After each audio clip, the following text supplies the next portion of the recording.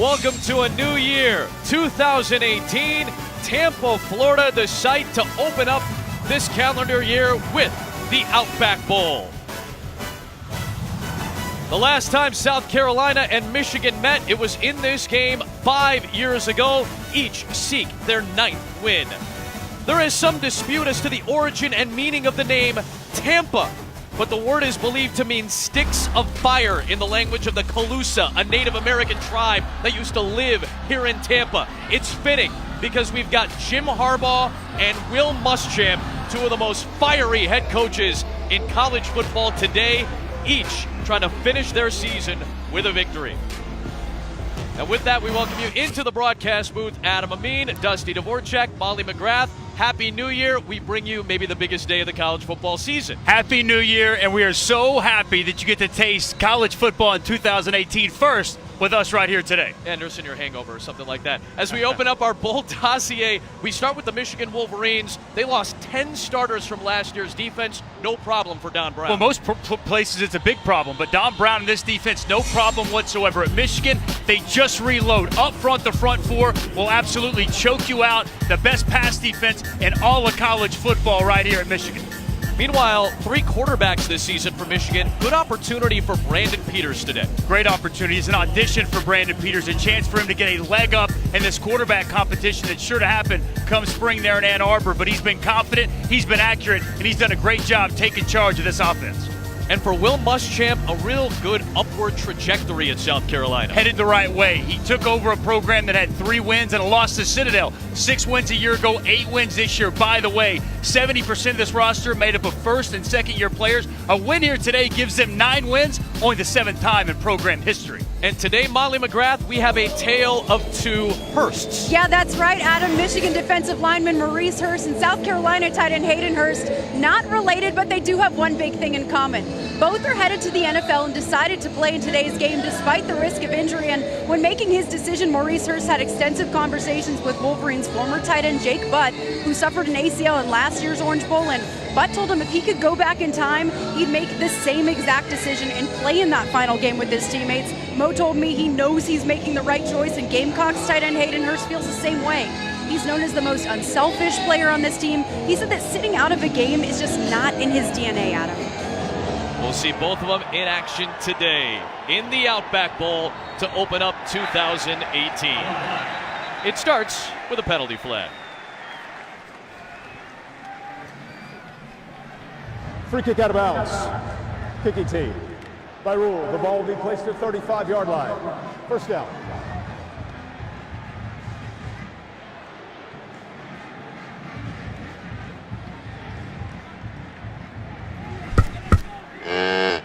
Hey, buddy. Let's take a look at today's Chick-fil-A impact players, and we start with Karan Higdon. Well, Karan Higdon's been fantastic. Team offensive player of the year, runs hard, he's got great feel, and does an excellent job taking care of the football. On the other side, Sky Moore, one of the most athletic linebackers you'll find in the Southeastern Conference.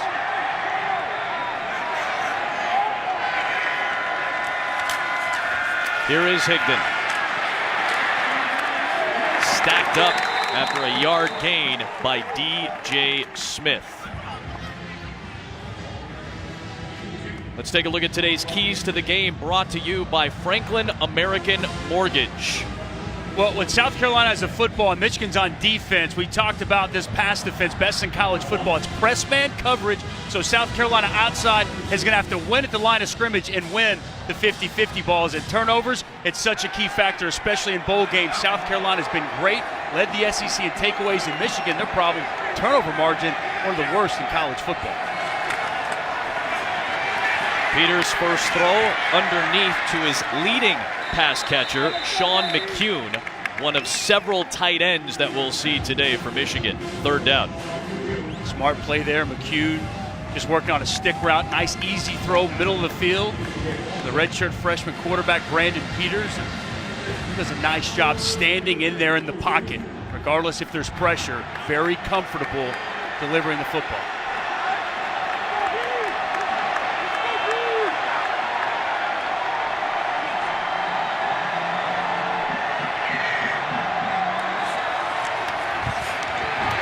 Peters under pressure. Down he goes T.J. Brunson closes out the drive. Well, we knew that they were going to bring pressure. It's a very opportunistic defense that will flat out get after you. T.J. Brunson's going to be on the blitz. It's a delayed blitz. He comes clean. No one able to pick him up. Excellent design by the defensive coordinator, Tavares Robinson, and execution by the sophomore T.J. Brunson to get an opening sack and stop the drive.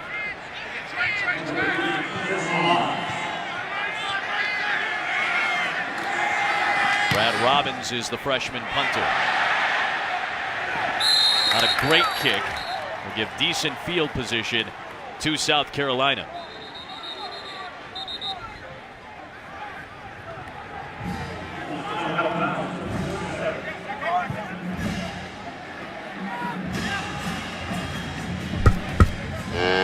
He's back. We'll look at today's Chick-fil-A impact players, and we start with South Carolina's top target. Well, early in the season, South Carolina lost Deebo Samuel, and Brian Edwards really stepped up. They target him almost 40% of the pass plays. On the other side, guy will be getting after Jake Bentley all day. Chase Winovich led the Big Ten in tackles for loss and sacks this year. There is the aforementioned Hayden Hurst to the 43-yard line. He got tackled by Khaleke Hudson. That's a matchup you want to watch today. Batted down at the line of scrimmage, 3rd down and 4. Big Mo Hurst getting the hands up, gets slowed down in the pass rush. But he reads Jake Bentley's eyes, hands in the throwing lane, and nice play by the All-American defensive tackle. And how about this tempo, Adam? This is something Will Muschamp told us he wanted to see here today. Hurst getting after Bentley. You got tempo, I got the rush. Mo Hurst bringing heat. First of all, I just love the fact that the senior is playing here today. He's going to be a first-round pick in the NFL, and he's going to just flat out get after it up the field. And great penetration and pressure on the quarterback, Jake Bentley. It's a screen, but nobody gets a hand on Mo Hurst. Outstanding first step, and man, is he happy to be here in Tampa playing his last game for the Wolverines. Consensus All-American.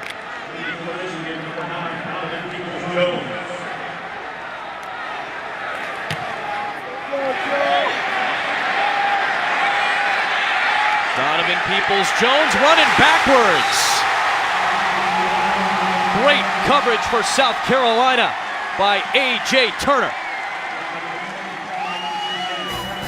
Long field in front of the Wolverines. These two teams are meeting in the Outback Bowl for the first time in 5 years. The defense locking it up early.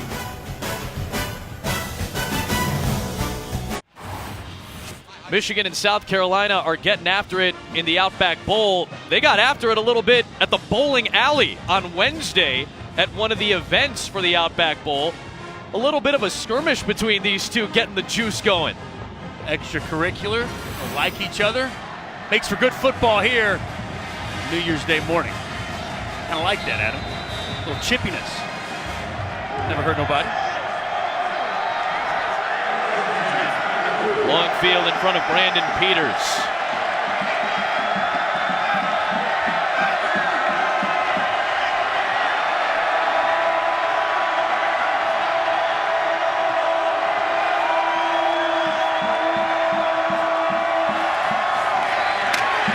Handoff to Chris Evans. Pick up about 3 yards. Brandon Peters, a second-year quarterback, 6'5", 220-pounder out of Avon, Indiana. We asked Jim Harbaugh about how Brandon should approach this game. He said he should approach this game like no one is going to take his job. And that's something Jim Harbaugh wants to preach to all of the quarterbacks that are potentially competing for this position next season. And Brandon Peters said it's like someone is coming into your house and trying to take something from you. It's not going to happen like that, he said. I'm not going to let somebody come into my house and take this from me. And a great opportunity for him to start the 2018 season on the right note by ending the season here today with a good performance in the Outback Bowl. 3rd down and medium. The tight ends to be involved, and true freshman Donovan Peoples-Jones. Big target for this Wolverine offense.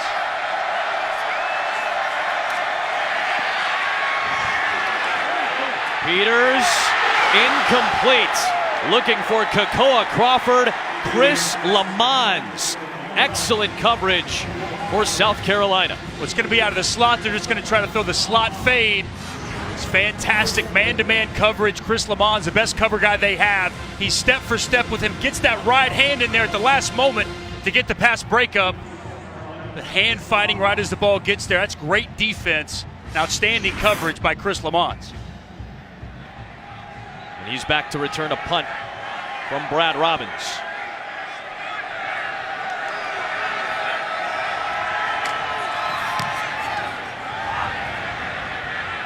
Not a great kick from Robbins. Excellent field position coming up for South Carolina.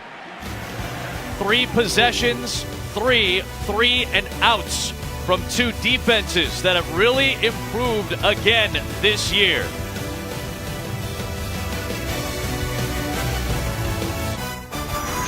The Outback Bowl, brought to you by Outback Steakhouse. Hurry in January 2nd for your free bloomin' onion or coconut shrimp. Franklin American Mortgage. It all begins with home. And Stouffer's Fit Kitchen Bowls. This is Fit. Trip to Busch Gardens, going to Tampa General Hospital to talk to some of the patients, going to the Tampa Bay Lightning game. Just a sampling of some of the festivities for Michigan and South Carolina in the Outback Bowl, all part of Capital One Bowl Mania. Second Gamecock series starts at the plus 41 with Tyson Williams taking it to the 38-yard line. Adam, Michigan defensive coordinator Don Brown telling his guys they're going to go tempo, but that's a piece of cake. You need to be with me, though. Communicate and get set. You can't use tempo as an excuse. There is the 62-year-old Don Brown, outstanding coordinator. And his defense comes up clutch again. Khaleke Hudson, the Viper for Michigan's defense. Well, it's going to be Khaleke Hudson from the boundary. He comes on a blitz, and he's unaccounted for. Nobody's going to pick him up, and he's just going to come scot-free and get the shot on Jake Bentley. That might be the easiest sack of his season. Confusion up front. Nobody accounts for him. Running back goes the opposite way. The offensive tackle never looked his direction. Remember, Blake Camper starting for Zach Bailey at the right side, so some confusion on the offensive line leads to the sack. Bentley, well overthrown for Shi Smith. And Chase Winovich getting right in the face of Jake Bentley there. Defensive end that led the Big Ten in sacks. Tackles for loss this season. He's going to be coming all day long. Pressure off both edges and in the face of Jake Bentley. He couldn't get comfortable in the pocket. He airmails pass out of bounds. Another quick 3 and out. The South Carolina offense.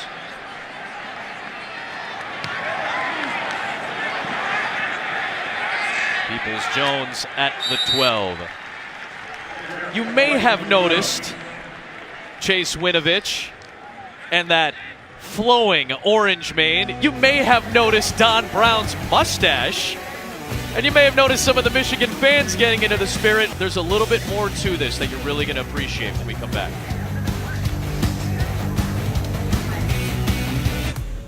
A few months ago, Chase Winovich ran into Tammy Carr, the mother of Chad Carr, Lloyd Carr's grandson, who passed away in November of 2015 at age 5, battling diffuse intrinsic pontine glioma, an operable tumor in the small of the brainstem. And he told her he wanted to raise money for awareness of the disease. And he decided if $15,000 could be raised, he would dye his hair orange.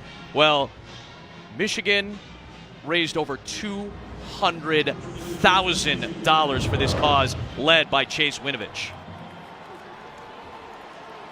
First told me they had no idea this would catch on as quickly as it did. He said the first day he got involved, donation numbers went up 15,000, and a Michigan regent, Ron Reiser, said that he would match up to $1 million, dollar for dollar. Grant Newsom, Mo Hurst, Devin Bush, Josh Metellus, they all said that they would chip in. And Don Brown, the defensive coordinator, said that if it hits $125,000, he would dye his mustache orange. It hit $125 a couple of days ago, and Don Brown delivered. Incredible story. You've got to give it up to Chase Winovich for starting this process, and the Michigan fan base for ponying up and getting all this money raised for such a great cause. Just an awesome, awesome story. And Adam, it's significant because orange was Chad's favorite color, and Tammy reached out to the players and she said it was such a relief to see all the support in the Michigan community. She said that the holidays were Chad's favorite time of year, so this has made it a little bit easier on the family, the fact that they have all this support behind them. Fan base has done it today too. Awesome to see that type of effort for such a great cause. 3rd down and 3 from the 18 for Michigan.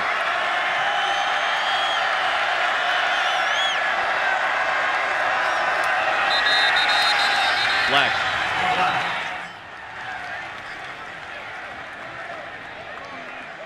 Full start. Number 83, offense. 5-yard penalty. 3rd down. Well, this is game 1 of the day, pal. We got plenty to come, including the college football playoff semifinals. Rose Bowl game starts it up at 5 Eastern. Oklahoma and Georgia, All-State Sugar Bowl with Clemson and Alabama. And Will Muschamp has faced a couple of these teams. He's familiar with these guys. Gave us a great scouting report yesterday. Oklahoma can create the big plays with Baker Mayfield. Georgia has that great run attack. And he said the Sugar Bowl is going to be decided at the line of scrimmage. I think he knows what he's talking about when it comes to some of those teams. A little bit. They played Georgia tough this year. Clock and snap. Timeout. Michigan. Clemson kind of jumped all over them, but it was perfect. 30 it seconds. was great to get a chance. You know, we had Missouri the other night, watching Missouri take on Georgia. Then you watch this South Carolina team play both Georgia and Clemson on the film, so you get a real good feel for what's in the college football playoff. Defense, defense, defense. Both those teams with front sevens and defensive lines that are really, really difficult to deal with. I think these college football playoff matchups, call me crazy, they seem like the best ones we've had yet. I mean, I don't want to be a victim of recency bias, but I do feel like we're in for 2 unreal games. Maybe that's the wishful fan in me hoping that we're going to see some great ones. I just feel like we're primed for some great ones today. Baker Mayfield against Roquan Smith. Ooh, what a matchup that's going to be. And then my question, can Mike Stoops' defense, can the linebackers, can the safeties, can they tackle those big, physical, elusive running backs that Georgia presents? It's going to be a lot of fun to watch.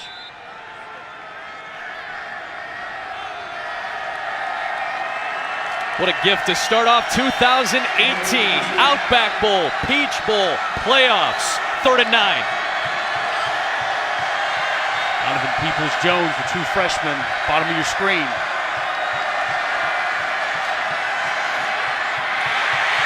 Peters looking in that direction. Had him as the release for the 1st down. But there is a penalty marker thrown back at the 16. They like the patience there by Brandon Peters from within the pocket. Goes through all of his read progressions. Ineligible player downfield, number 51. Offense. 5-yard penalty. 3rd down. Went through his read progressions and came to his check down over on the sidelines, just standing alone, and Donovan Peoples-Jones. But Cesar Ruiz, the true freshman, who's been extremely impressive, playing the majority of this season at right guard, legally down the field, really costing Michigan. Picking up that 1st down. Would have been the game's first down, but Ruiz was beyond 3 yards of the line of scrimmage when the ball was released by Peters. Officials have done a much better job, I feel like, these last couple of years enforcing that rule. Just a 3-man rush. Peters to the outside for Nico Collins. It was past the sticks. It would have been good for a 1st down had the catch been made in bounds. Costly penalty. The true freshman, Cesar Ruiz, had the 1st down, and they come back on 3rd down. Brandon Peters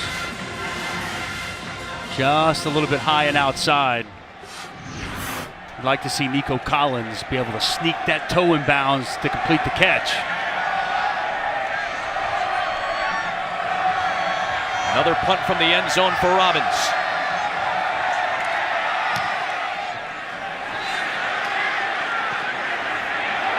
Lamons made contact. Loose ball, Michigan ball at the 47-yard line.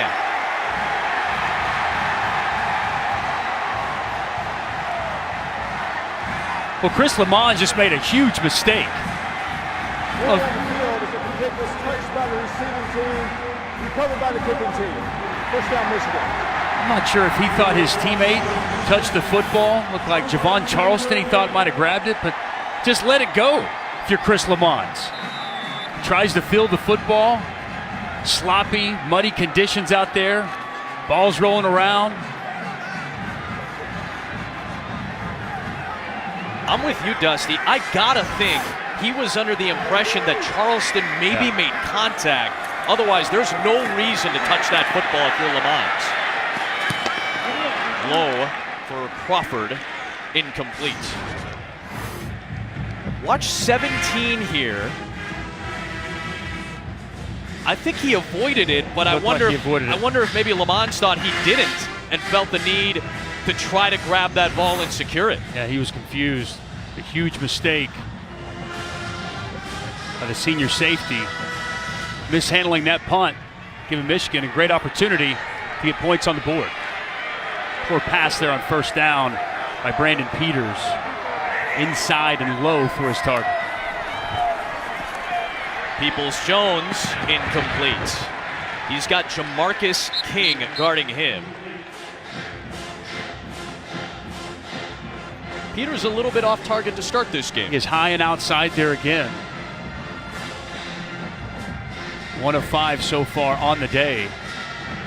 Brandon Peters trying to get comfortable. Just hasn't quite gotten there just yet. The one time he was able to buy himself some time and find an outlet receiver, got called back, but 3 straight poor passes to the redshirt freshman. Like South Carolina dial it up, bring some pressure. To the flat. And the sprint by Crawford is enough for the first down. The first down for the Wolverine offense. Just a flat route.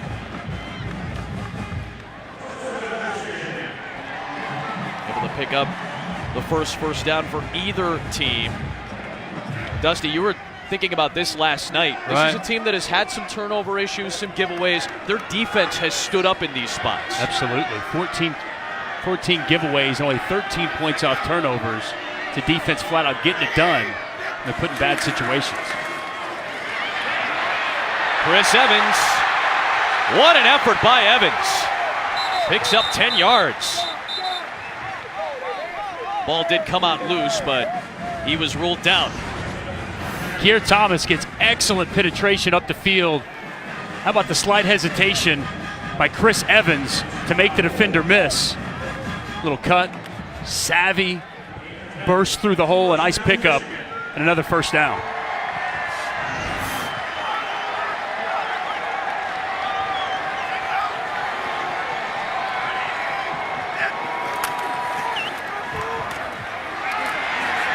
Evans this time will not escape Lamont. I wonder if Chris feels like he's playing with a little bit more fire on this series after the miscue momentarily. It's a way to somewhat make up for the muff punt. We're able to lead this defense to get a stop. It's a good open field tackle on Chris Evans. It was well blocked.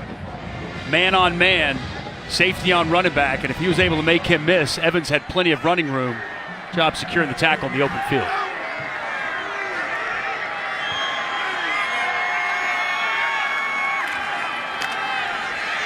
Swing it out for Crawford. Gets run down by Lamont and Brunson. We talked about South Carolina's defense, a much improved defense since Will Muschamp and Travaris Robinson took over. Robinson, 36 years of age, a former defensive back at Auburn for Tommy Tuberville. Spent some time playing in this stadium for the Tampa Bay Bucks and has been under Tuberville and Muschamp in his coaching career. There are multiple front. They go odd, they go even, they really move around, slant the defensive line, give the offensive line quite a bit to think about, and they love the pressure on third down. They'll bring pressure here. Peters protected The catch shy of the sticks, though, for Nate Shanley. Good blitz design, and Sky Moore, the senior, who's able to come clean and get home. He's going to be able to blitz. Just a delayed blitz. The middle of the offensive line opens right up. He gets a big hit on Brandon Peters. Peters able to get the ball out, but well short. The yardage needed to get a first down. Quinn Nordine, who made two 50-plus yard field goals in that opener against Florida at AT&T Stadium, will try to get Michigan on the board from 35. The #1 kicker recruit in the country 2 years ago, originally committed to Penn State, and then Jim Harbaugh came over one night and slept over at Quinn Nordine's house. That might have been enough to turn the commitment, and Quinn's fired up as he gets the opening points of the Outback Bowl.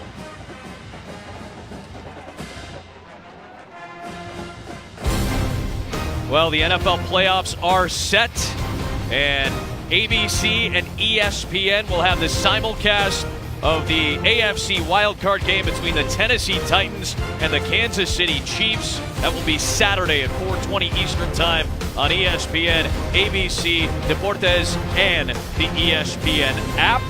First time that these two teams will meet in a playoff game since the 1993 divisional round. Who was the Chiefs quarterback? Joe Montana. Joe Montana, yes, of course. No, Joe Montana. That would have been the Oilers, huh? It was the Houston Oilers. That Warren Moon, was he quarterback in the Oilers? Still rocking it for Warren Moon. We are in an NFL stadium, of course, Raymond James Stadium, the site of last year's college football playoff championship game. And of course, that name will be on the call on Saturday, I hope, at this point. A lot of rumors surrounding John Gruden and the Oakland Raiders. Of course, 6 NFL head coaching jobs are now open as well after Black Monday.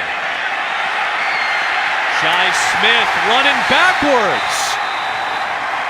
What is happening in special teams for South Carolina? Sky kick. And a really poor job judging the football.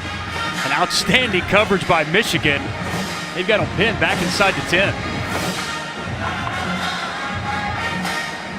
Nate Shanley, 81, helping to hustle and bring down the freshman Shi Smith.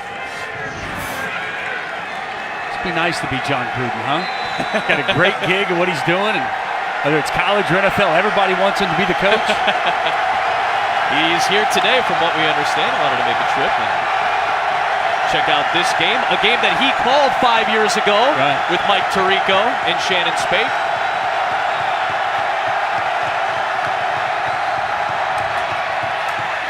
Here's A.J. Turner, just a yard. Absolutely nowhere to run, man, on this front for Michigan. I mean, listen, there's some great fronts out there, front sevens, and I've watched a lot of them. Georgia, Clemson, they've got some great ones. Obviously, Ohio State, but this Michigan front seven, when you talk about Rashawn Gary finally playing up to his level, Mo Hurst, Chase Winovich, Aubrey Solomon, the true freshman coming on, flat out get after you up front. Nice play design here. Bentley dumped it off for Brian Edwards, but there is a penalty marker at the 10.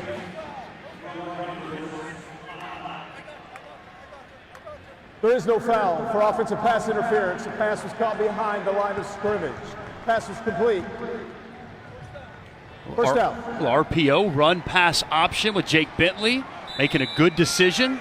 First down of the game for South Carolina.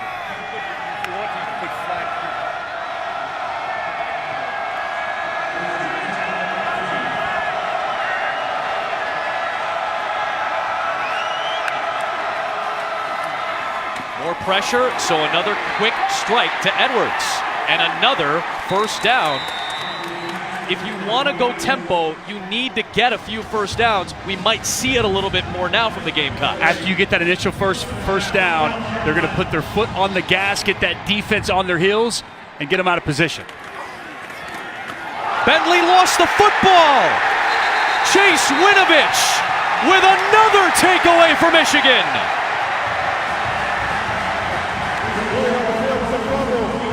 the defense. First down, Michigan. A man like his hair on fire, maybe? He's playing like a man. Playing like it right now. With his hair on fire. I think that was another RPO run pass option, and Jake Bentley got caught in no man's land. It's the mesh point, the quarterback running back exchange with A.J. Turner. Bentley wanted to pull it. Turner thought he was getting it. Ball's on the ground, and Winovich is on top. Second takeaway already for this Wolverine defense.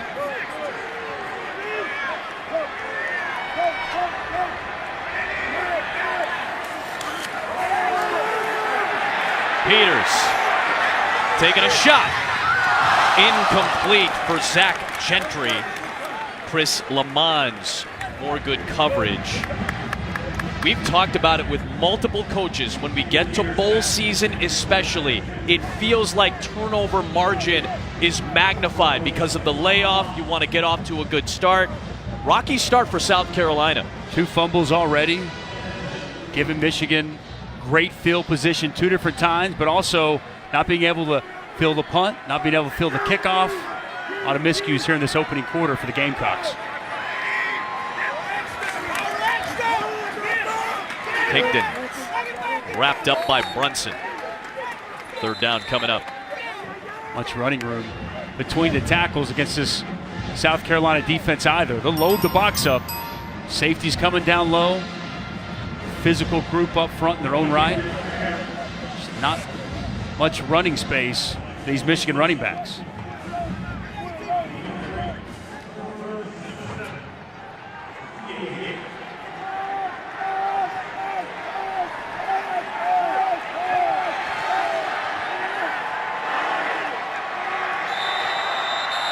Timeout.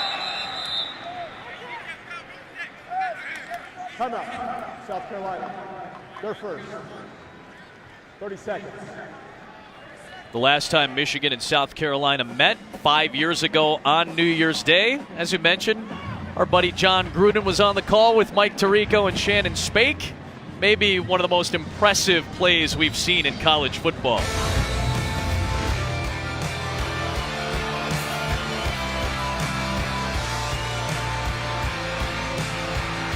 Michigan at the 41. What a hit! Ball's free on the ground.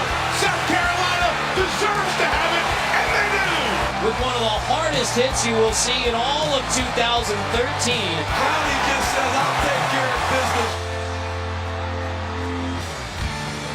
By the way, if you had the over-under at about 13 minutes or so when we showed the Clowney hit, you win your pool. What a play. It still lives on in infamy in college football. I know it's coming. I'm still impressed every time I see it. What a game that was. Let's hope for another fun one today. Peters has to sling it away. And a penalty marker is thrown late as Daniel Fennell, the redshirt sophomore, had the pressure. Face mask. Number 35. Defense. 15-yard penalty. Automatic first down. Add that to the miscues list. Well, that's one Fennell wishes he could have back. It's good coverage down the field. He wants to go to his tight end, Zach Gentry, out in the flats. Good pressure. Well, you get a handful of face masks, going to draw the flag every single time. Instead of getting off the field, forcing a field goal, Michigan, they give me first down and inside the 20. The miscues just keep coming for South Carolina.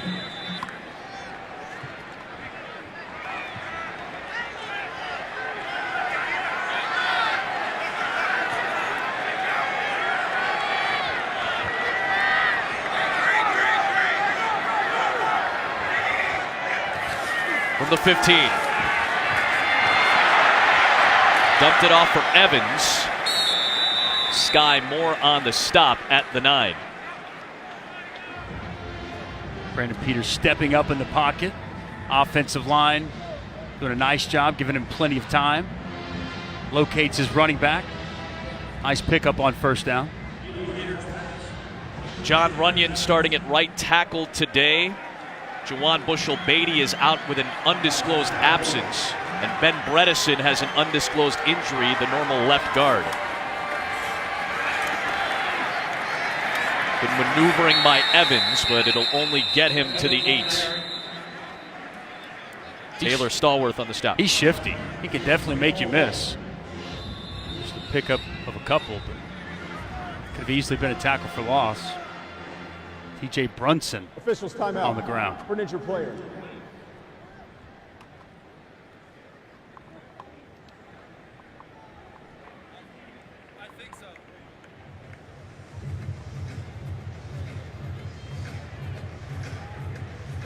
Will Muschamp, 46 years of age, checking on his linebacker.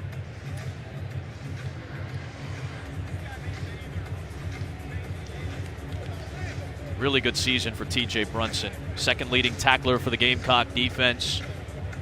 3 fumble recoveries this year for this very good takeaway team. And he's a thumper, physical tackler. He's good in the blitz game. He's a tough player they're very high on here at South Carolina. Hope he's okay and he's able to return.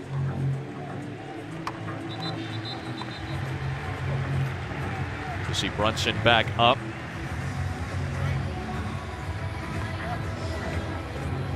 Some field condition issues perhaps early in this game. Molly? Yeah, that's right, Adam. It was raining earlier today, and the ground is still very wet and slippery. Michigan staff was changing out some of the cleats, especially for some of their defensive backs, so that they had some longer spikes, get more traction on this wet grass. I mean, you played in Chicago, man. You know what that field is like. Sloppy. Sloppy That's field exactly at what it's Soldier like. Field. You know what that's like to change out those cleats. Remember, they played here yesterday, Bucks and Saints. Peters just throws it away with Taylor Stallworth all over him. Speaking of the NFL, Taylor Stallworth might be playing there. Yeah, he's been fantastic for the South Carolina team so far this season. Maybe the unsung hero of the defensive line. Just a bull rush right to the quarterback. Peters fortunate to be able to get that pass away, but you see the power from Taylor Stallworth, the nose tackle, with excellent inside pressure. Coverage down the field was very good. Nowhere for Peters to go with the football. This one from 26. 6-zip, Michigan.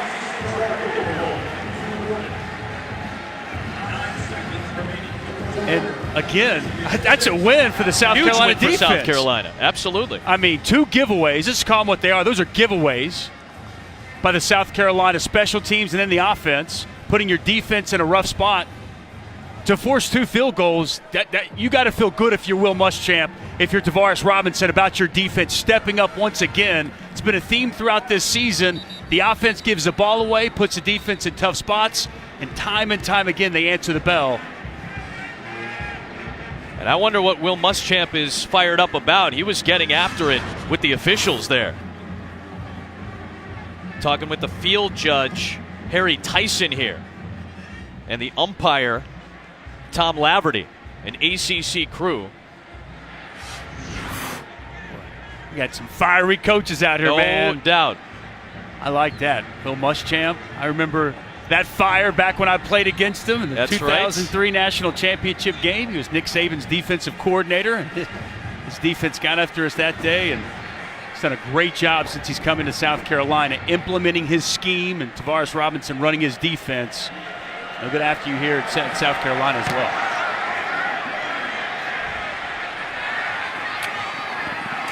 Jai Smith stayed on his feet for a bit. Got to the 19-yard line.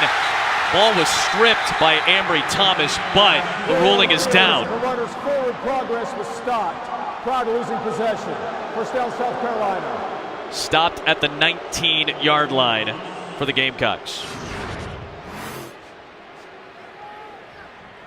Boy, Ambry Thomas has been all over the place so far today. Thomas just rips it out. The referees had already blown it dead. I'll tell you what, Ben Mason, he was named the toughest player on the Michigan football team. He was flying down in a big collision. Plays fullback. Tough football player. The final play of the opening quarter is a Tyson Williams run for 9. That's the end of the first quarter. Certainly a couple of victories for South Carolina to just give up 2 field goals after some major miscues. We'll break it down with Dusty on the other side when we start quarter 2 in Tampa.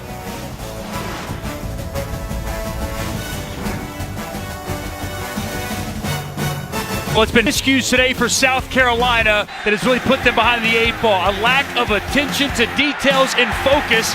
We saw Chris Lamons misplay a punt. And Jake Bentley, A.J. Turner unable to get the quarterback running back exchange. Hands to the face on the defensive end. Daniel Fennell only 6-0 because South Carolina's defense has stood up, but miscues a problem in the first quarter for South Carolina. Trying to get something going using Hayden Hurst on the run, and Mike McCray comes up with the stop. The only returning starter from last year's outstanding defense. Mike McCray, big physical tackler in the open space. They like to bring him a lot as an added rusher. He put together an excellent senior season. Hayden Hurst necessarily excels with the jet sweeps. I think they just want to find a way to get him touches and get him the football.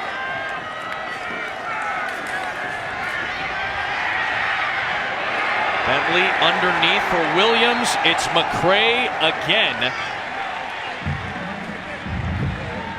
This defense lost Jordan Lewis, Jeremy Clark, Jabril Peppers, Delano Hill, Taco Charlton, Ryan Glasgow, Chris Wormley, Ben Gedeon, who's playing great for the Minnesota Vikings. So much lost for Don Brown's team, and yet they reload and have another great season. What I love is the simplicity of this defense. It's man-to-man coverage. You're going to press you at the line of scrimmage. It's old-school football from Don Brown. He believes in his players. He allows them to play. And, man, have they been an effective unit this season.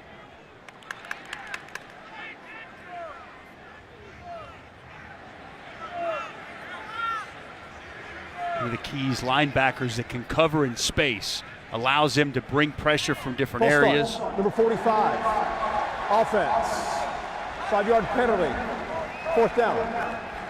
Like we saw with Mike McCray having the running back at man-to-man. They brought pressure. They brought Hudson from the field. It's man-to-man coverage everywhere else, and Mike McCray stride for stride with the running back and makes the tackle as soon as he catches the football. The long snapper is Ben Asbury, just got tagged with the false start.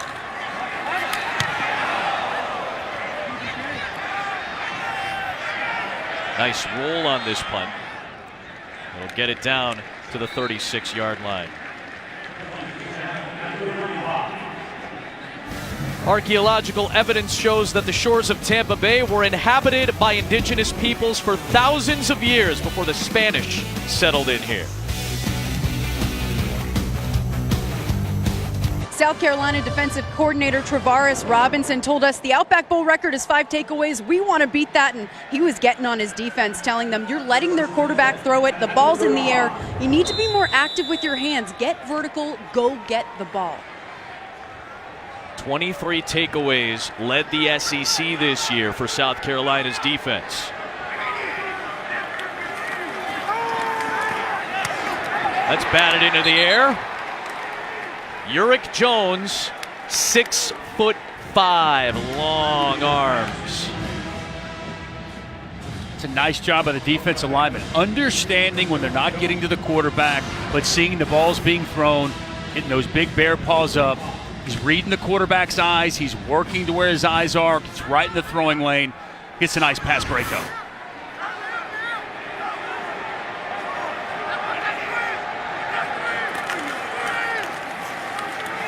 Higdon wrapped up by Jones. 2 strong plays by the redshirt senior from Oxford, Alabama. Jones dominated the offensive lineman. Got great extension, shed the block, ripped down the running back for a tackle right at the line of scrimmage. Outstanding individual effort, 1st and 2nd down. Uric Jones. Travaris Robinson try to heat up the redshirt freshman, Brandon Peters. We've seen him bring a lot of pressure on 3rd downs early in this game. Here it comes.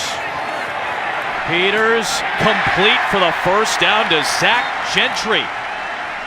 Junior out of Albuquerque takes it into Gamecock territory. They tried to bring pressure. The offensive line, they stood up. The blitz comes, they bring 5. Look at that pressure, look at that pocket. Plenty of space for Brandon Peters to step into the throw. And it's a nice route by his tight end, Zach Gentry. A little bump off the line of scrimmage on the dig. Great timing. As he started breaking to the middle of the football field, the ball was delivered on time and on target to move the chains. Peters. Wayward throw. Is this a pick? No! Keyshawn Nixon was there. It would have been a spectacular play had he made it, but he nearly had it. The pressure was applied late by Rashad Fenton. Cornerback came on a blitz, and almost an unbelievable play. Wow. By Keyshawn Nixon. Gets his hands on it, the full layout, just unable to complete the process, bring the ball into his body. Peters under pressure, just put that thing up there as far as he could throw it.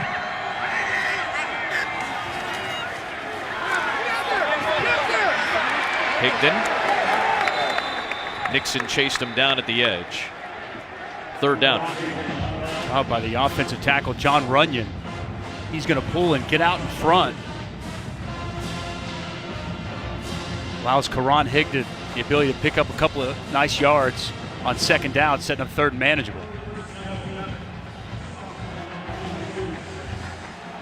Top of the hour in Tampa. Start of 2018 at the Outback Bowl, all part of Capital One Bowl Mania. Peach Bowl going on. We got the Citrus Bowl later today. And don't forget, it's college football playoff semifinal time this afternoon. Peters under pressure, and down he goes. Back on the field, back with a sack, T.J. Brunson.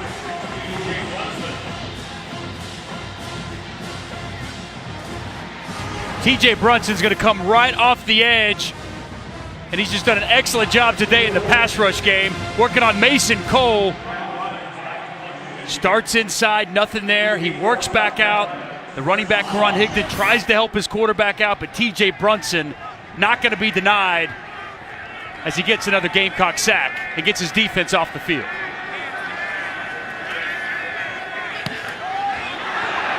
Robbins is having a rough go of it in the punting game so far. We'll mark it at the 29-yard line.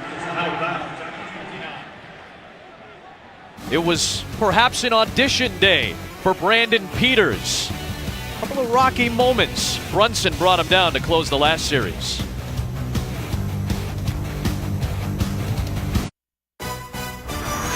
The Outback Bowl, brought to you by Outback Steakhouse. Hurry in January 2nd for your free bloomin' onion or coconut shrimp.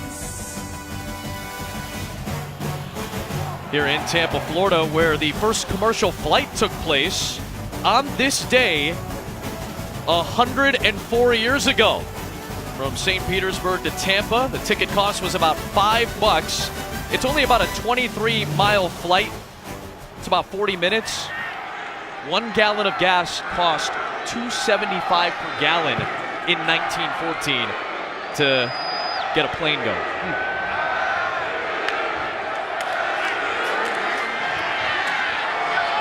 Deep down the field, their best target from the wide receiver position. Bentley finds Brian Edwards. Down inside the 35 of Michigan. Well, it's an excellent job by Brian Edwards winning at the line of scrimmage against Lavert Hill. Press man coverage, he beats him. The offensive line holds up, allows Jake Bentley plenty of time in a nice pocket where he steps up and finds his top target on a skinny post. Big hole for A.J. Turner and a good run. 2 good plays back-to-back for the Gamecock offense. We talked about these receivers have to win. There's Brian Edwards winning inside at the line of scrimmage. A good route. Good off the line, and good routes are going to beat good coverage. What a hit on Shi Smith by Tyree Kennell. Wow. Kennell from Huber Heights, Ohio with the hit. That's how you come up. You make a play as a safety. Excellent tackle on the now screen outside. He had a blocker out in front. It's a good open field tackle. Big hit on the receiver. Empty it out here on 3rd down and 3 for Bentley. It's 81 out of the slot. His top target. Hayden Hurst. Khaleke Hudson. Excellent rush on Bentley. You know, I thought he was going to be covering Hayden Hurst there. Yep. He ends up coming in on a blitz. Yeah, he was bringing the pressure. You're trying to throw a quick screen. It's good design by Don Brown. Bentley never saw it. He comes off the edge and he gets his hands up. The screen was there. It was a slip screen underneath. They had the blocking set up. But Khaleke Hudson been so big for this team this year, playing in that Jabril Peppers position. It's an excellent play coming off the edge. South Carolina, for a moment, didn't have a holder out there, and they were missing some personnel. South Carolina, 4 seconds. Media timeout. So Will Muschamp burns his 2nd timeout. Michigan has controlled the ball and the time, yet still just a 6-0 game in the 2nd in Tampa. Back in Tampa as we take a look at the hot topics around college football, brought to you by Outback Steakhouse. The Big Ten trying to make it a perfect 8-0 in bowl games this year. Some impressive performances so far. Luke Getsy is a really good wide receivers coach at the NFL level. He gets the offensive coordinator job at Mississippi State for Joe Moorhead. Big Ten has been fantastic this bowl season. Can they stay perfect? The Wolverines, the final domino to drop for the Big Ten to make it a perfect 8-0. Parker White from 44. Got a little bit of slice on that one to get the Gamecocks on the board.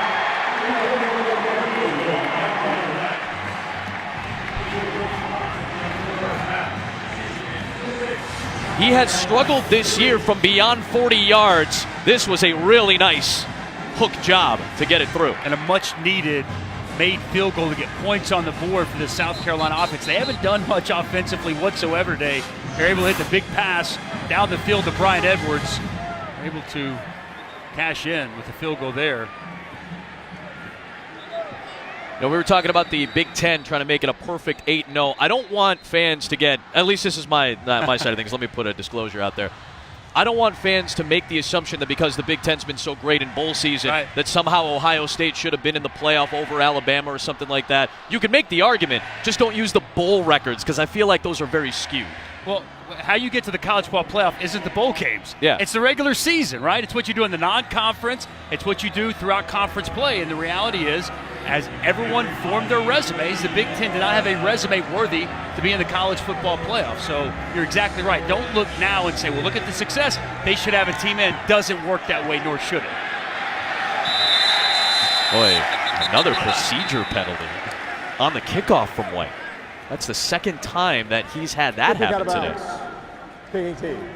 By rule, the ball will be placed at the 35-yard line. 1st down.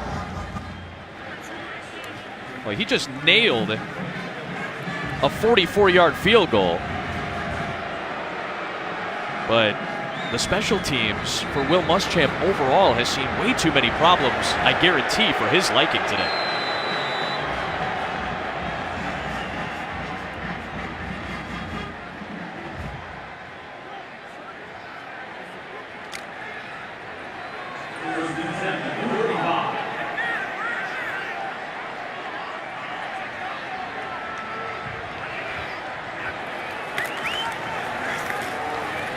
Higdon brought down at the line of scrimmage.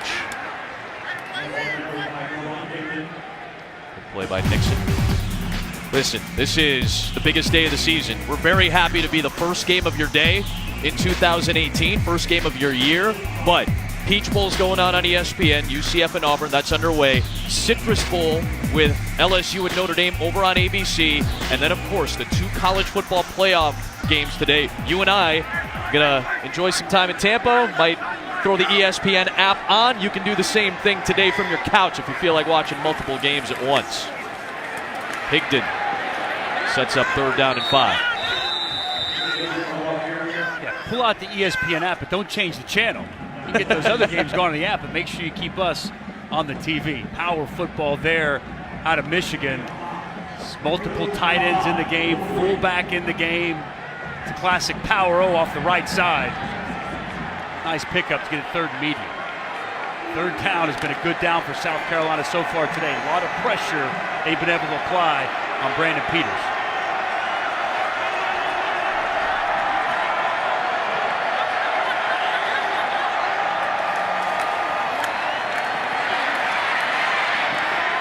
Incomplete.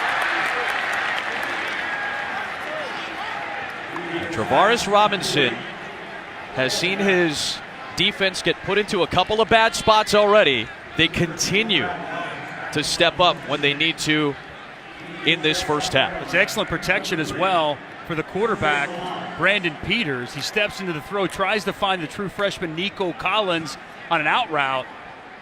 It's decent coverage, but pass poorly thrown, too far outside and low, giving his receiver no chance to make a play on the football. Once again, redshirt freshman quarterback in an audition situation continues to struggle. Will Hart was the new punter this time. Chris Lamons with the return to the 35-yard line.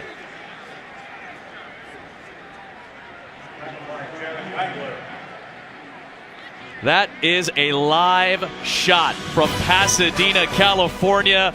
Our college football playoff games get going today. Oklahoma and Georgia will start it off in the Rose Bowl at 5.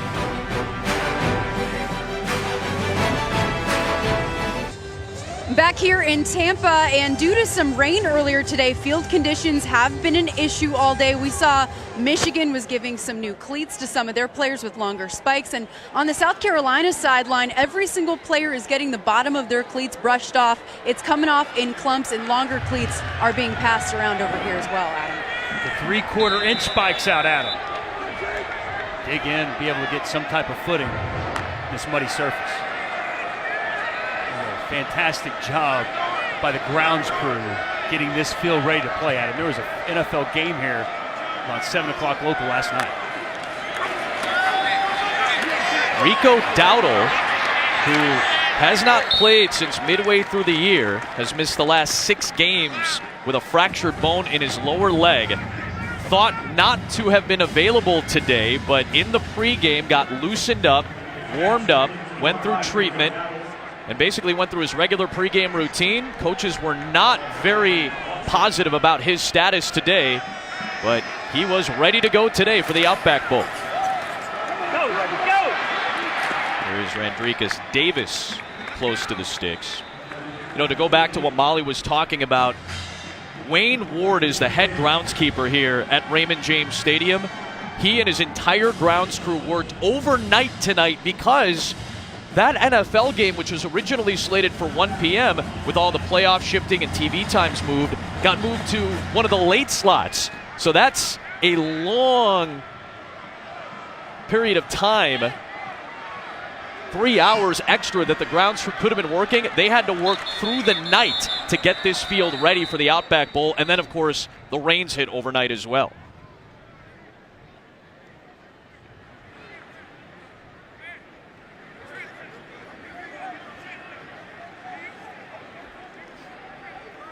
The ruling on the previous play, the runner reached the line, the game is under further review.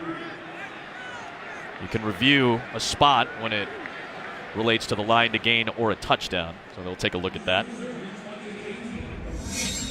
This was pregame today.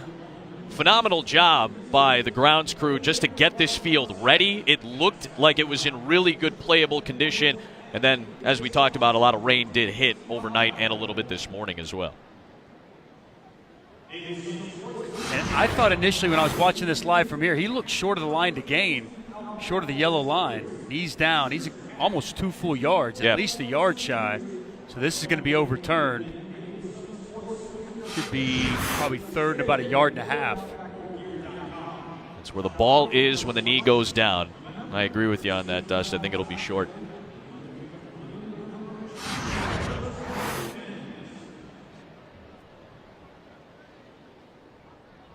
Knee down there. Down there. And yeah, I mean, you're right. Maybe a yard and a half, maybe even 2 full yards. Yeah. Well shy of the line to gain. After review, the runner was down with the ball at the 44-yard line. It will be placed at that spot. 3rd down and 1. The clock is correct, and we'll start on my signal. Great job by our crew to give you and the officials that look. Fantastic job by our crew all season long as we have our swan song today on the first day of 2018. Our producer Kim Belton, our director Anthony DeMarco, and the outstanding family that we call the B Crew here in Tampa. Fine women and men of our crew bringing you the Outback Bowl to open up your year. 3rd down and 1.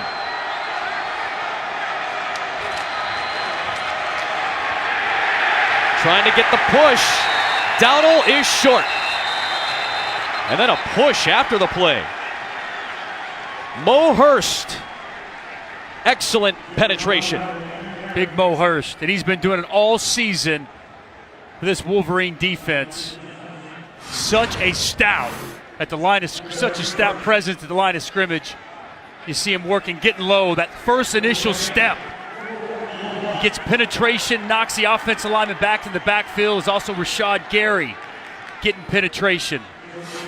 Nasty front four for the Michigan Wolverines, and on 3rd and short, they bow their backs and force yet another South Carolina punt. The 4th for Charlton. William Day, offense. 5-yard penalty. 4th down.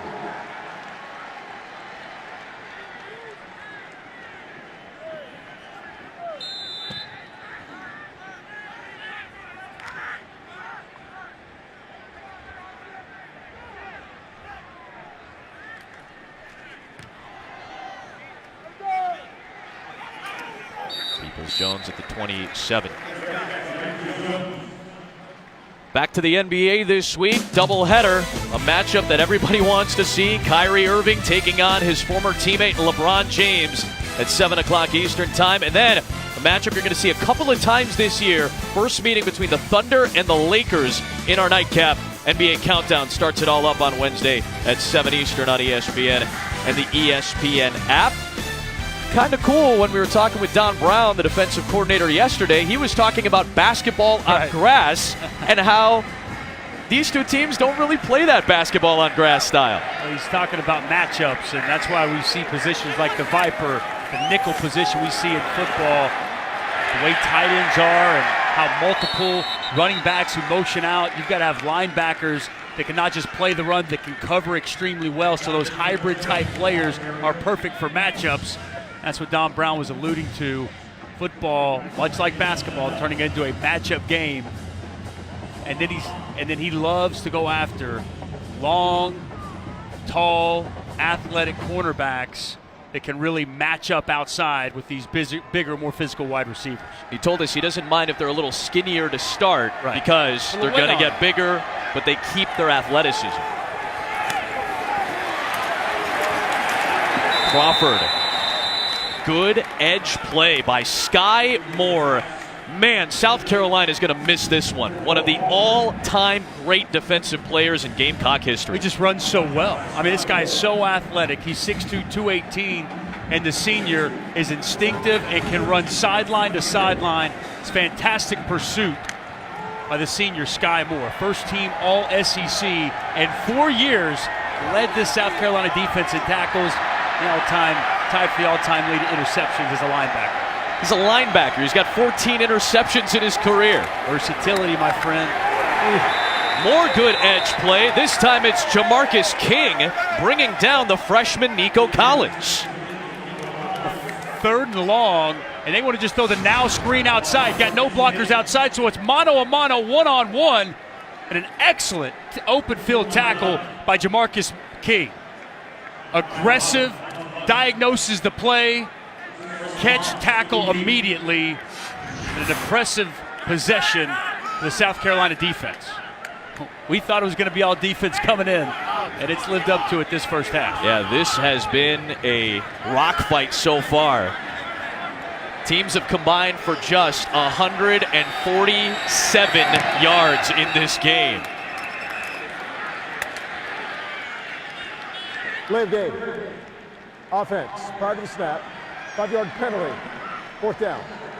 You know, one thing that's been a breath of fresh air, though, to see? The excellent tackling. I mean, so much in college football now, you see poor tackling all over the country.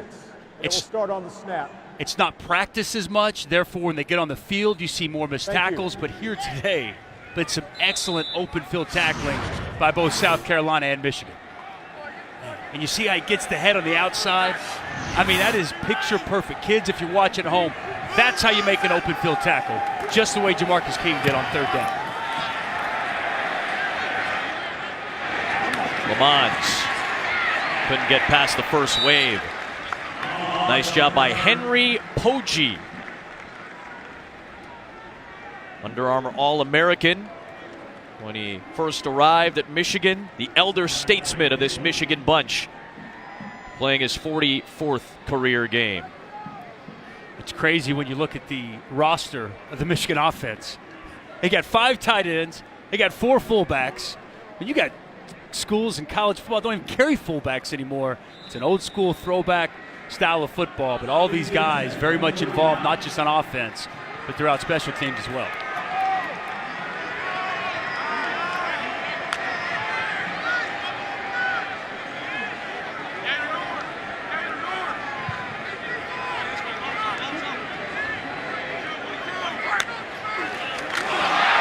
Bentley recovers the snap and throws it incomplete for Turner.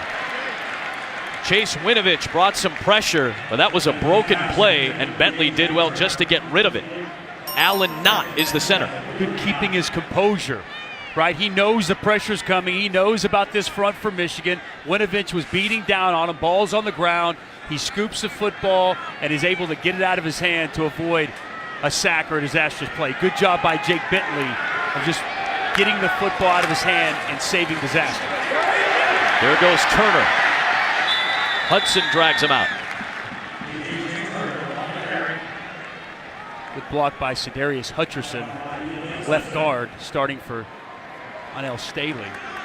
Brings up a nice hole off the left side for A.J. Turner. 4th career start for Hutcherson.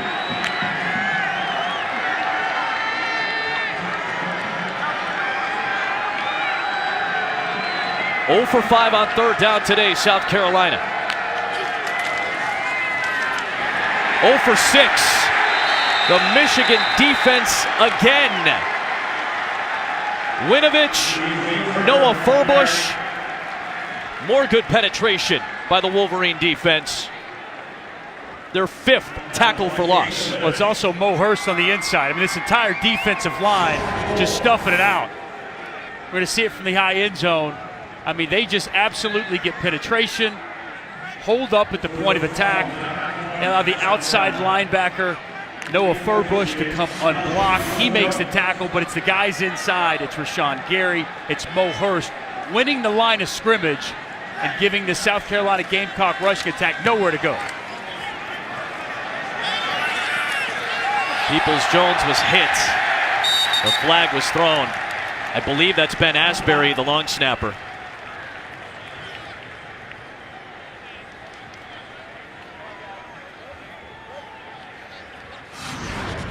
If you're a long snapper, you don't want your name said too often in a football game. This is the 2nd time he's been tagged with a penalty. 1 false start and now a likely kick-catch interference. Lack of awareness, Adam. A lot of lack of focus and lack of awareness. Number South 45, Carolina. kicking team. 15-yard penalty. 1st down. Let's check in at the Sugar Bowl with Kevin Nagandi.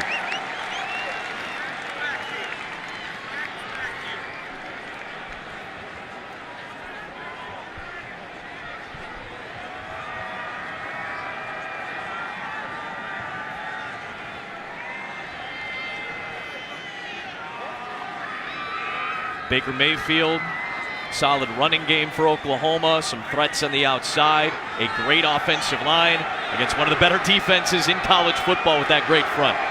Get your popcorn ready. must-see TV this evening. Two outstanding college football playoff matchups on the slate. 2 timeouts for Michigan from their own 40. Underneath, Higdon keeps his feet and flexes his way to the 49 for a first down. That's a rare missed tackle by Sky Moore. After I praise him for the great tackling, we get a missed tackle. It's good pressure inside, rip up. Number 95, Dante Sawyer, gets pressure, and Sky Moore out in open space, usually a great tackler. Ron Higdon able to make it miss. That time incomplete for Higdon. DJ Wanham right in his face.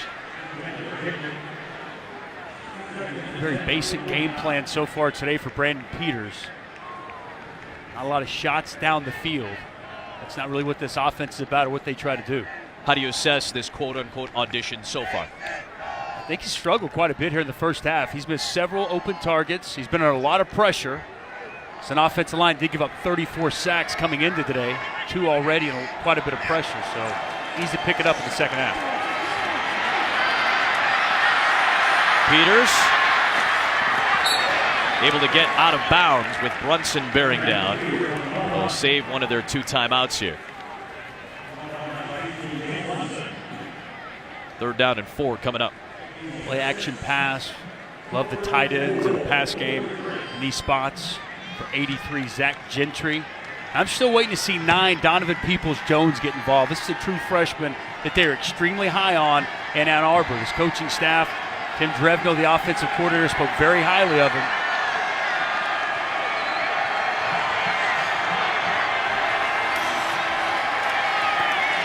Peters has time, and it's deflected at the line of scrimmage. You don't often see it with a 6'5" quarterback, but this is a strong deep front right now for South Carolina. And Dante Sawyer, defensive end. I just really appreciate a defensive lineman that understands the surroundings, understand what's going on throughout the process of the play. He's getting double teamed. He can't get there with the rush, but he keeps his eyes up on the quarterback and he gets his left hand up to get the pass deflection. 4th down. South Carolina showing some pressure at him. Going for it are the Wolverines. First down, Sean McCune to the 33-yard line. 33 seconds to go. Well, this is outstanding blitz pickup coming off the edge.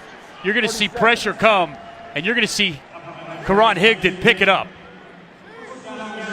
Excellent job by the running back, getting T.J. Brunson on the blitz, holding up in protection, allowing Brandon Peters to step into that throw and find his tight end, Sean McCune, on a much, much needed 4th down conversion.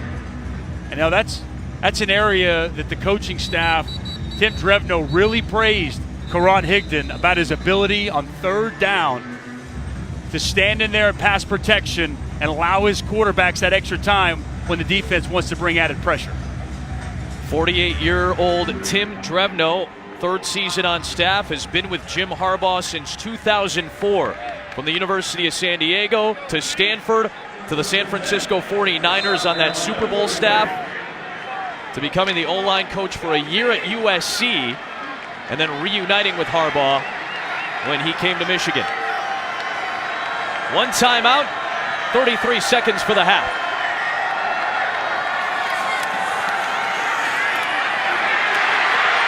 Peters dumps it off for Evans. Tackled by Brunson. Clock continues to move. And Jim Harbaugh might save that last timeout for a potential field goal try.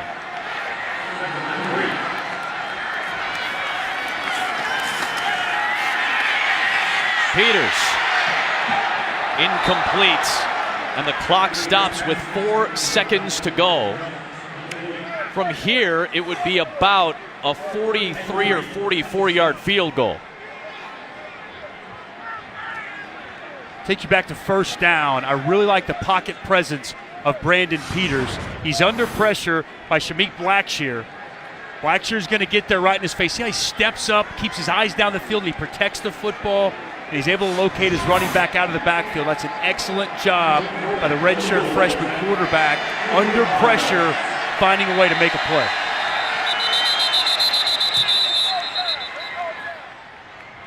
Prior to the snap, timeout, South Carolina. Their third and final of the half. 30 seconds.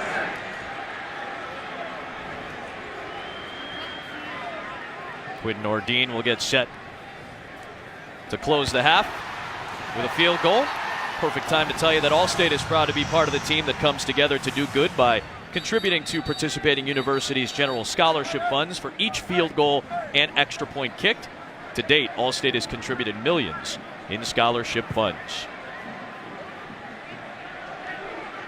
Sophomore out of Rockford, Michigan. He's got great range. Of course, some tough conditions on the field today.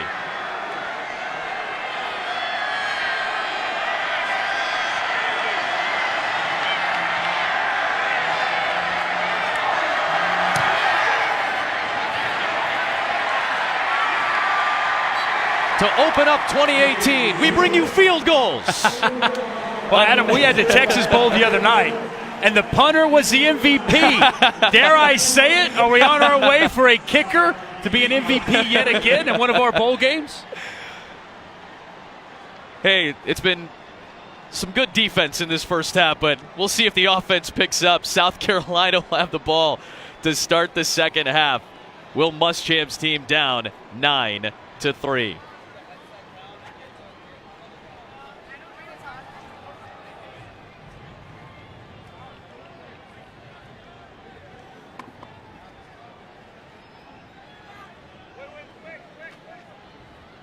We'll get you set for the halftime break. Our Mercedes-Benz halftime report after the commercial. From New Orleans, it'll be Kevin, Booger, and Tim coming up. To Capital One Bowl Mania.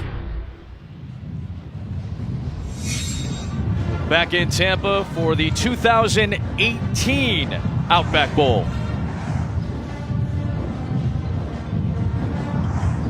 All field goals in that opening half of play. 9-3, Michigan on top as we get set for the start of the third quarter.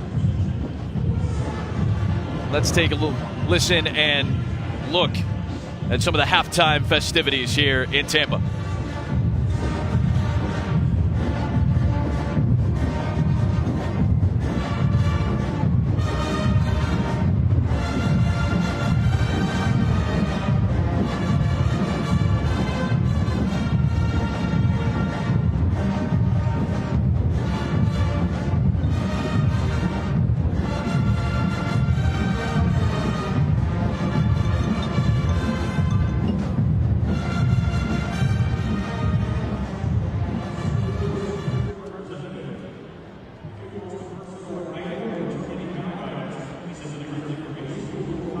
South Carolina will receive the second half kickoff. Let's check in with Molly McGrath. Yeah, Adam, at the beginning of the game, you guys were talking about fiery coaches. I could hear head coach Jim Harbaugh yelling at his team from outside the locker room. He sounded pretty angry, but I did talk to him about his quarterback, Brandon Peters. He's actually happy with how he's been performing so far, saying he's seeing things well, he's managing the pocket well, especially some of those outside passes. He likes that. He just wants them to pick up the tempo, go even faster. He also wants to see more fight to get into the end zone, Adam. Great stuff, Molly. We'll see how Peters comes out in the second half after the Gamecocks get the ball to start.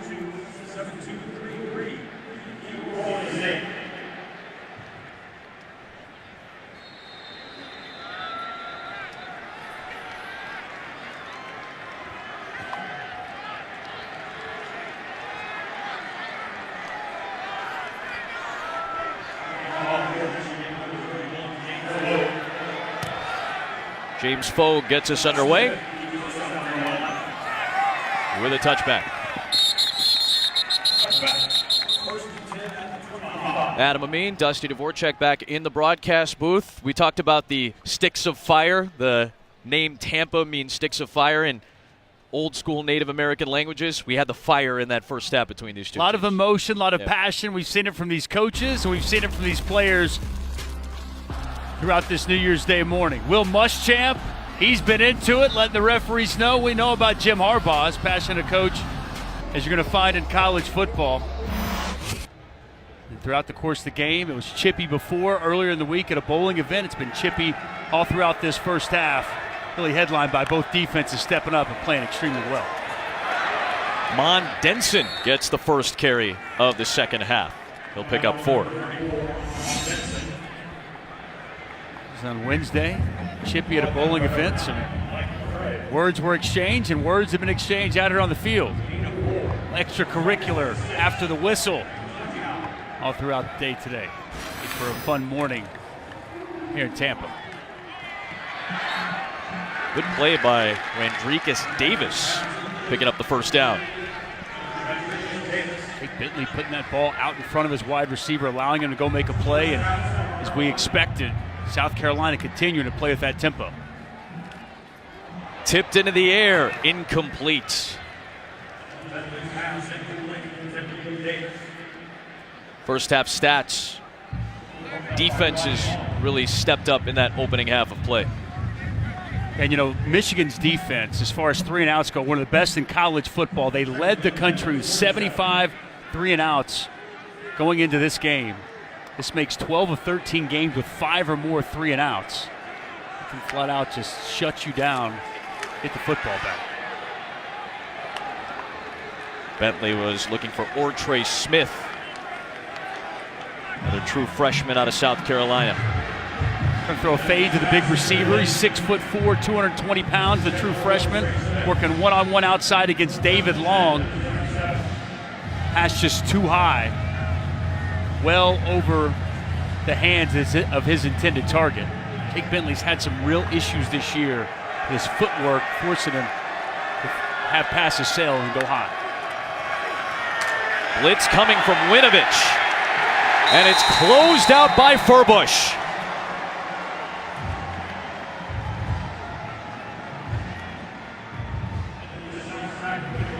I like this by Don Brown, right? His defensive end, he's going to stand him up last minute, and he's going to bring him on a blitz.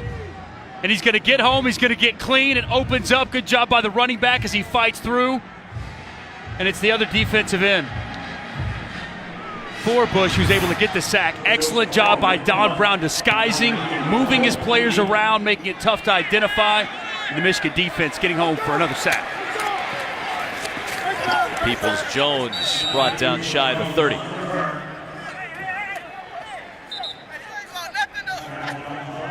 Continues to get a little chippy between these two teams. Of course, it's all leading up to 5 o'clock Eastern time today. Rose Bowl game, college football playoff semifinal. Oklahoma and Georgia. And then it will be the All-State Sugar Bowl, our other semifinal, Clemson and Alabama.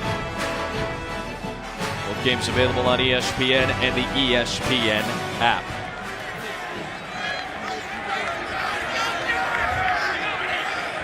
First Michigan drive of the half starts from the 28. Peters hit as he throws, but he finds Donovan Peoples-Jones to the 34-yard line. So all three of us threw our playoff picks out there. Oklahoma and Alabama for me, and for Dusty, we both think Oklahoma would win a matchup just based on feel. Molly went with Clemson and Oklahoma. She would pick Clemson as the national championship winner. All three of us really excited to see how it plays out over the next 8 days. I could make a case for any 4 of these teams. Sure. I really could. I mean, it's that tough to decide. I just went Oklahoma because Baker Mayfield has been by far and away the best player in college football. And I'm not sure if any defense can slow him in that offense down. Peoples-Jones with the first down. The thing that stuck out to me, and again, a lot of it is going to have to do with how the game's played early. I feel like Georgia's not as good coming from behind, but if they get a lead in that game, that running game can really salt away a lot of the time. Keep Baker Mayfield on the sideline. It's all going to be a matter of execution today.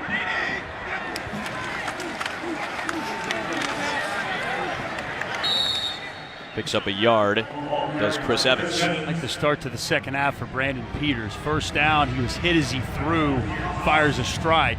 Then on second down, he finds Donovan Peoples-Jones on a slant, or RPO.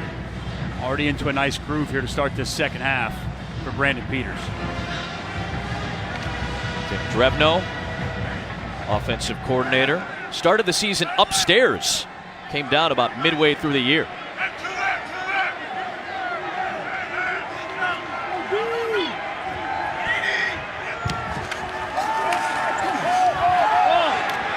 Well, 50-50 ball for Nico Collins. 6'4" true freshman going over top of the 5'10" Nixon. Well, South Carolina's playing man coverage outside, and Michigan says, our guys are better than your guys. Brandon Peters puts plenty of air underneath that football to allow his wide receiver Nico Collins to adjust in the air. Nico Collins, 6'4", much bigger. The cornerback, Keyshawn Nixon. Nice play by the receiver outside. Another Michigan first down.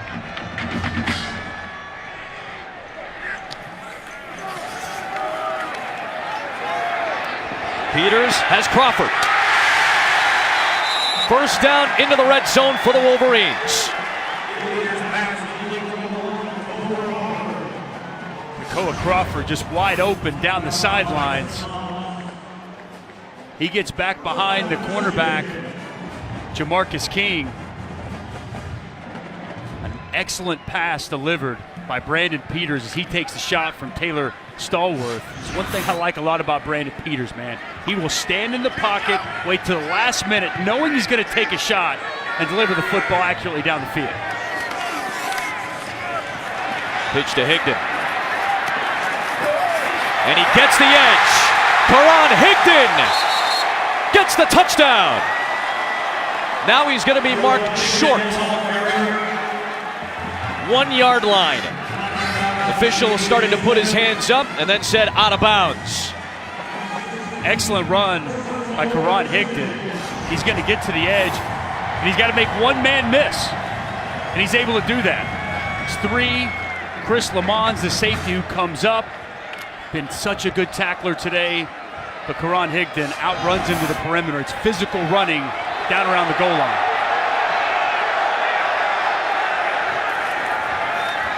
They go to the fullback, Ben Mason. Touchdown, Michigan.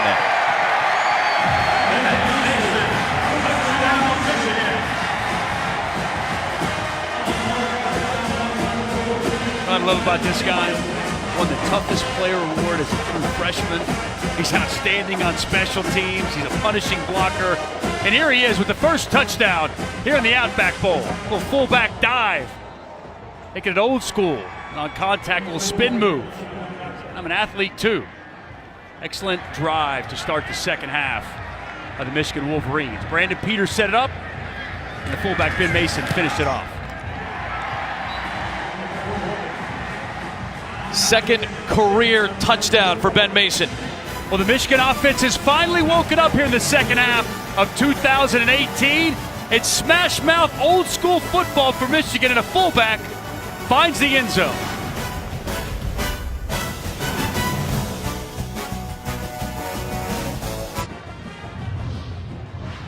Converted from defense to offense. Ben Mason, coaching staff said this guy's not afraid of anything.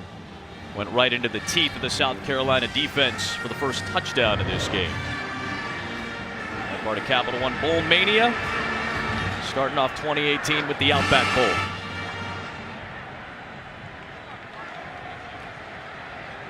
Happy New Year's, everybody out there, if you're just joining us. Fun that we were able to bring you football for the first time in 2018 here in Tampa.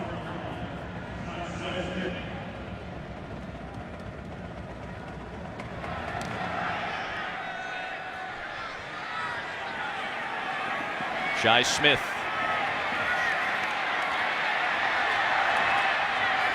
Turns it out to the 26-yard line. Michigan Wolverines started 4-0 this year. Then the quarterback injuries got in the way. Wilton Spate got hurt against Purdue. They needed to use John O'Korn, then Brandon Peters. 3 losses to top 10 opponents in conference. Their defense doing a lot of the heavy lifting for Jim Harbaugh's crew this year. They do 2 things extremely well. They can rush the passer, and they can flat out cover on the outside. When you do that, lends itself to great pass defense, and that's been the story here today and all throughout the season. This Wolverine defense just tenacious here as they dominate the line of scrimmage. Nowhere A.J. Turner to go. It's Devin Bush, it's Khaleke Hudson all over the place, Adam.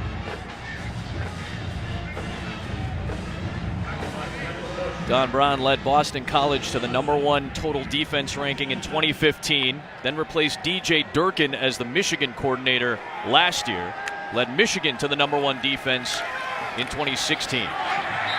Incomplete, trying to find Ortre Smith. Good coverage by David Long. It's good coverage. He gets the left hand in there to get the pass breakup, but like Ortre Smith had good position on the slant. Better coverage by the sophomore cornerback, David Long.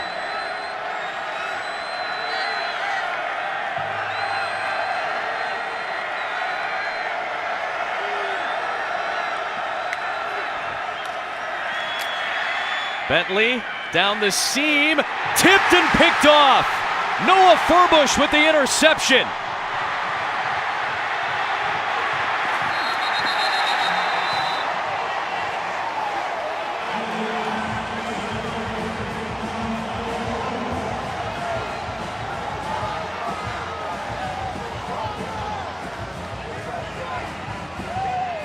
What a moment for Noah Furbush. Mostly a special teamer his entire career, 32nd career game, first career pick.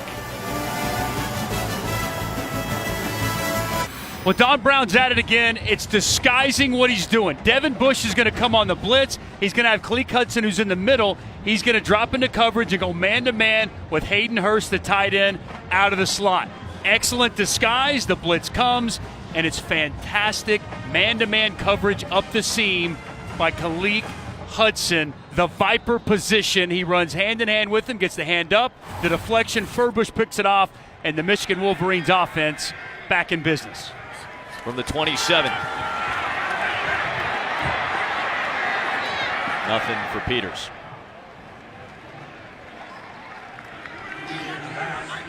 It was South Carolina that told us they wanted to break the turnover record today. Michigan already racked up 3 takeaways here early in the third quarter.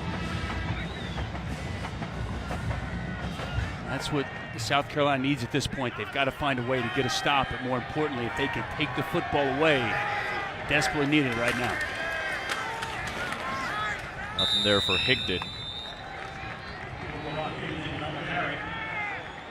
If South Carolina holds Michigan to a field goal and keeps it at a 2-score game, they've done that a couple of times already today when their defense has been backed up. Something they've done all season long. After turnovers, they've answered the bell, and they've come up with timely stops. They need a stop right here. Tavares Robinson, see if he dials it up, showing pressure on 3rd and long. Good protection for Peters. Flag is thrown. It was caught by Donovan Peoples-Jones, and DJ Smith came in with a crunching hit that got flagged. Personal foul, targeting, number 24 defense. The play is under review.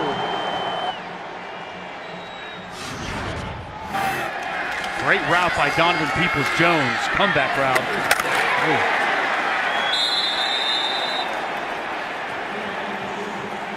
Vicious hit over the sidelines. Well, Muschamp is not happy. He's really upset about this call. Let's take another look at this. Looks like he led with the crown of the helmet. Again, forcible contact above the shoulders against a defenseless player. A receiver counts as a defenseless player, or forcible contact with the crown of the helmet. And if there's some kind of indication, a launch or a thrust of some sort, all the axioms for targeting seem to be in place here. Yeah, I mean, listen, I don't know what, I'm not saying DJ Smith had intent. No, not at all. After review, This the is ruling of targeting. targeting is confirmed. Yeah. Number 24 is disqualified from the game. Half the distance to the goal, first down. And that's targeting to a T. I mean, this is what we're trying to outlaw in college football and the NFL. So you've got to see exactly what you're hitting, and you clearly cannot go above the shoulder into the head or neck area, which clearly DJ Smith did. Unfortunate that his day and season is over, but that's the correct call on the field. And his career. 49th career game for the senior out of Marietta, Georgia. Don't let get lost in that. The throw and catch by Brandon Peters to Donovan Peoples-Jones. Excellent timing, a good route, and a ball delivered right where it needed to be to move the sticks prior to the hit. Higdon pushing the pile inside the 5. Did the ball come loose? A little bit of a scrum for it. South Carolina football. When they needed it most, they get a takeaway. And Chris Lamont comes out with it. But Travaris Robinson told us they worked extensively. Somebody tackles first and the next man get the ball. We want to get the football. We were saying South Carolina needed a timely takeaway, and they get exactly what they were looking for. Looks like number 99, Kinlaw. Javon Kinlaw gets in there, and as the tackle secured, he starts that lawnmower, baby. He gets the lawnmower going, rips the football out. And Chris Lamons on top of it to get South Carolina football back inside their own 5. Will Jim Harbaugh challenge this potentially?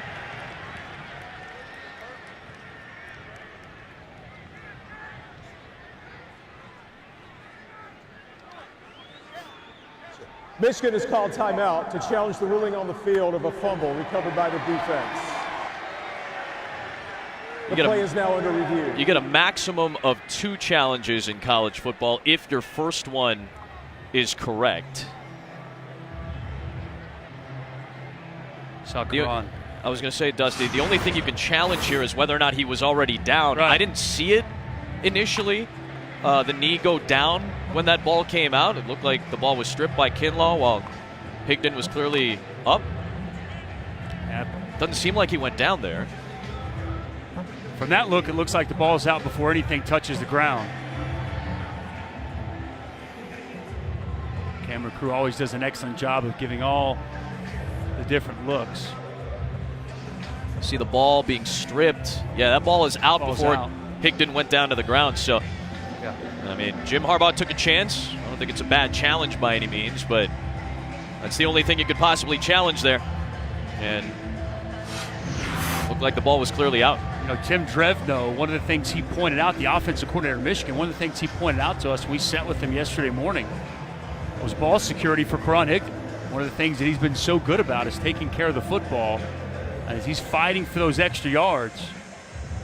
Javon Kinlaw, the big defensive tackle, 6'6", 300 pounds, for knowing that his teammates had the tackle secured, just doing whatever he can to rip the ball out. After review, ruling on the field is confirmed. Michigan is charged with a timeout and may not challenge for the remainder of the ball game.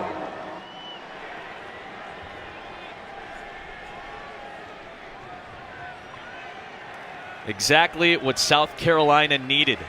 Michigan driving, headed towards the goal line, and the Gamecocks, for the time being, dodge disaster. Now a long field in front of Jake Bentley.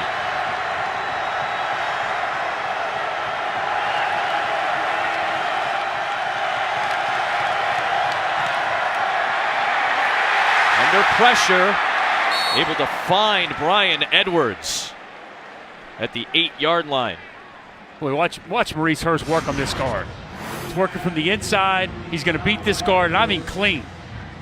Arm over the top. Comes after Jake Bentley and forces a quick throw. Maurice Hurst is going to make a lot of money. What a job he's done coming back as a senior, really helping his game. I just love the fact that he's out here playing today, knowing he's going to be a high draft pick come April. Pressure from Michigan.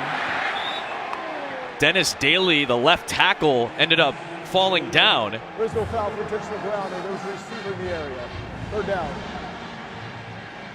Bentley ended up just getting rid of the football.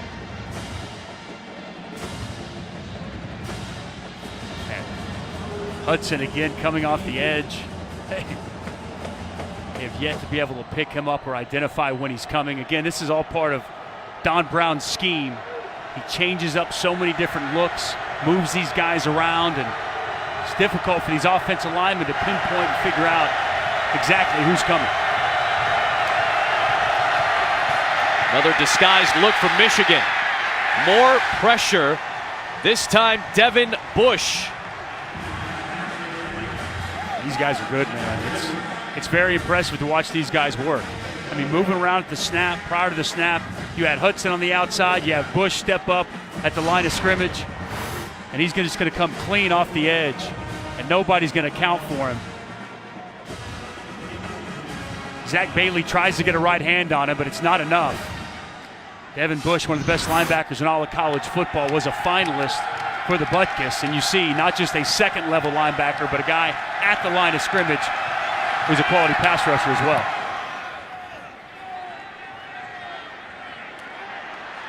Donovan Peoples-Jones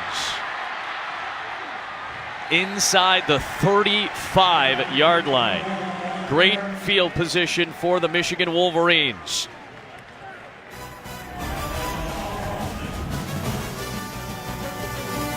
Shock and awe to start 2018.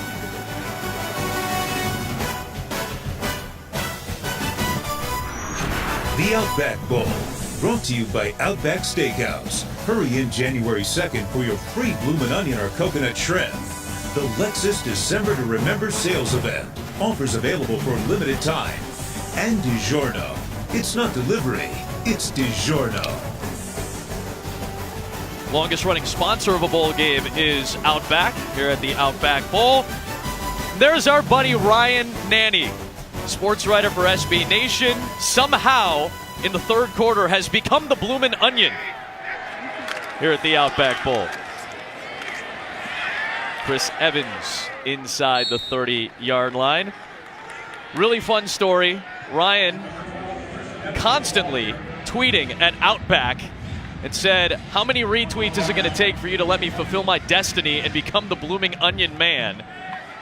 And sure enough, Ryan Nanni got enough retweets to be the mascot for one quarter here at the Outback Bowl. Dare I say, a lifelong dream come true. And that is a wedding ring on his hand. That man is a father. Ryan Nanni, a proud moment for our buddy from SB Nation.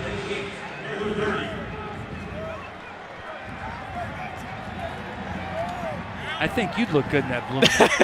Well, I think, frankly, I would. If I weren't doing this, I think I'd want a man to be can the dream, right? mascot. I mean, maybe I'll fulfill that dream one day.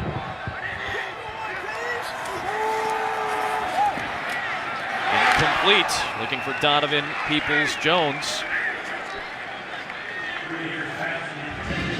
This is the schedule today for Ryan Nanni. South Carolina pregame meeting at 10 o'clock. Quickly escorted out of the South Carolina pregame meeting. And really about an hour and 20 minutes necessary to oil up. Oil up? Got to oil up to get fried for the costume. You got to fry up.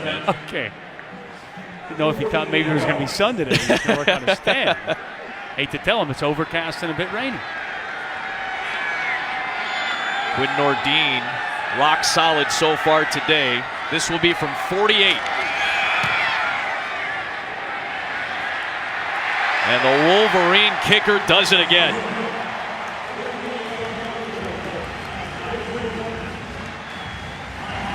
Two-score game still, but Jim Harbaugh's team leads now by 16. In the final minutes of the third quarter, our friends at Outback were nice enough to bring us Thank you, Outback. a bloomin' onion. Some coconut shrimp as well. Are you team coconut shrimp or team bloomin' onion? Just out of curiosity. I'm team both. Oh, okay. So you know this. So that's good too here. I don't know if you knew about this, but I like food. I'm gonna take one. Of these. We like food on this B crew. It's been a fun part of the entire year, but man, Love Outback Steakhouse, and you can get coconut shrimp and a bloomin' onion up in the booth on television. It's a heck of a new year. I'm not upset about this right now. 2018's off to one heck of a start. That's Corey Welty as well. She is the coconut shrimp today. And the regular bloomin' onion for this game is Matt Lewis. But Ryan Nanny with his takeover in quarter number 3. What do you think, shrimp or onion? I'm personally a shrimp guy. That's just me, though. Listen, if I were eating the onion right now and just going at you'd be upset about the smell coming from this booth. Terry Guger on the return out across the 20.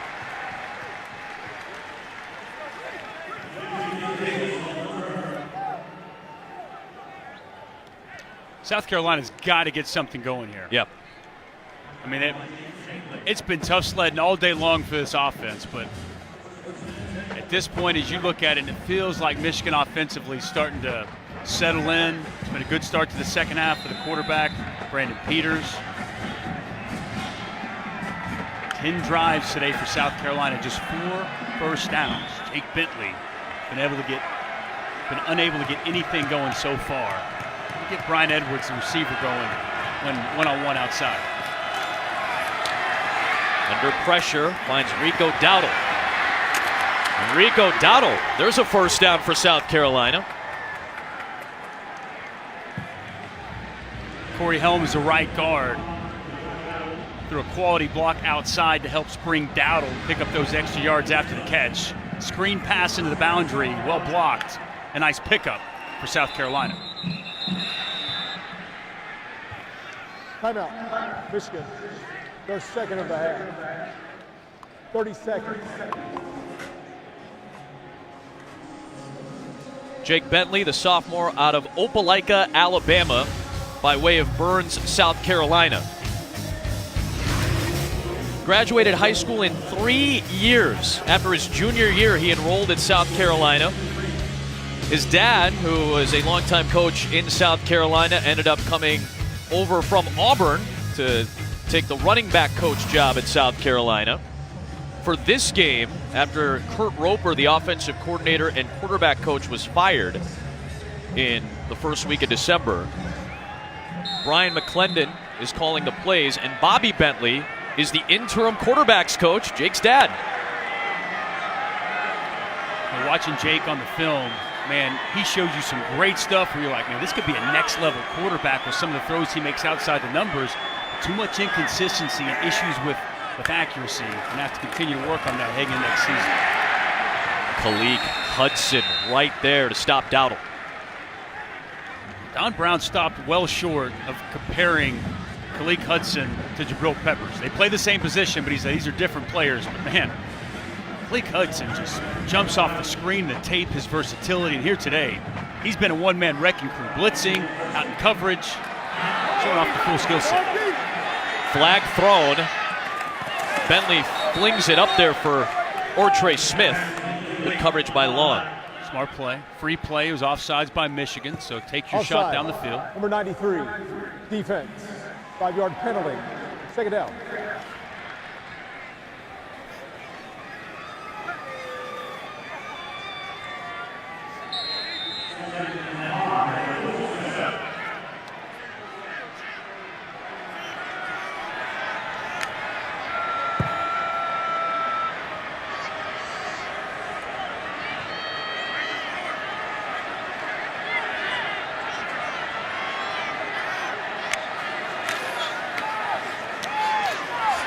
Davis will get close to the sticks into Michigan territory. And again, things continue to stay chippy between these two squads.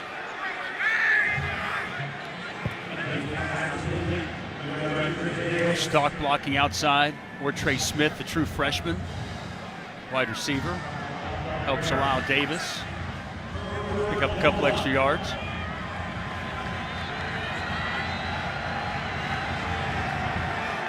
Oh for 9 on third down, South Carolina in this game. Timeout. South Carolina. Their first of the half, 30 seconds.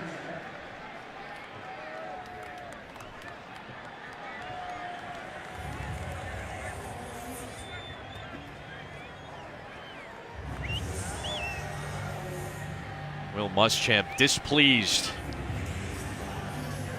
Bringing over our lead official in this game, Stuart Mullins. The Outback Bowl here in Tampa, all part of Capital One Bowl Mania. First meeting in 5 years between these two, the fourth meeting all time. Will Muschamp in his second season trying to lock up a 9-win campaign. It's only happened 6 times in South Carolina history. Well, Jim Harbaugh and the Michigan Wolverines try to get arguably their most impressive win of the year. They didn't have a win against a team that entered bowl season with a winning record. First down for the first time today for South Carolina, and it's Rico Dowdle out to the 39-yard line. Michigan brings pressure once again. Devin Bush on a blitz inside.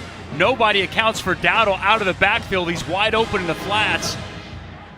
Quality job by Jake Bentley recognizing there's a miss in coverage and getting the ball out to his outlet for an easy first down.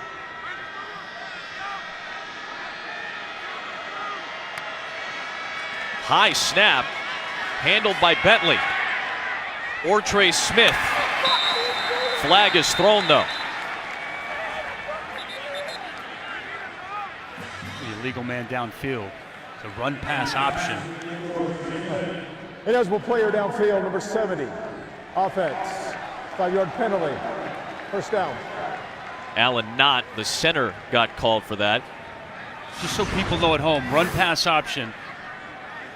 You have a play called in the huddle. It can go either way. Freeze it there, guys. Guessing they called it on 70, but you got here, guys down the field. Offensive line has no idea if it's a run or a pass. The quarterback, he's going to read. He has a key, whether it's a safety, whether it's a linebacker, different key for different plays. He's going to determine, put his offense in the best play, a run or a pass. So if the offensive line continues to block down the field and run blocking, this is why we're oftentimes seeing illegal men down the field. How much did the snap have to do with that? Does that disrupt the rhythm of the play as well? Probably ever so slightly, but I think that had more to do with Jake Bentley getting outside the pocket and waiting for Trey Smith to get open, which the play just took longer than anticipated. Hayden Hurst in space, shy of the sticks. A late hit is going to get called on Michigan. Josh Metellus came in late. After the play was over, personal foul, unnecessary roughness, defense, number 14. 15-yard penalty. First down. Finally, Hayden Hurst gets involved in the offense, and way late hit over on the out of bounds by Josh Metellus. Easy call for the official. Chippiness has been going well before this game kicked, and it's continued, as you just saw in that last play. A gift there for South Carolina to get them inside the red zone.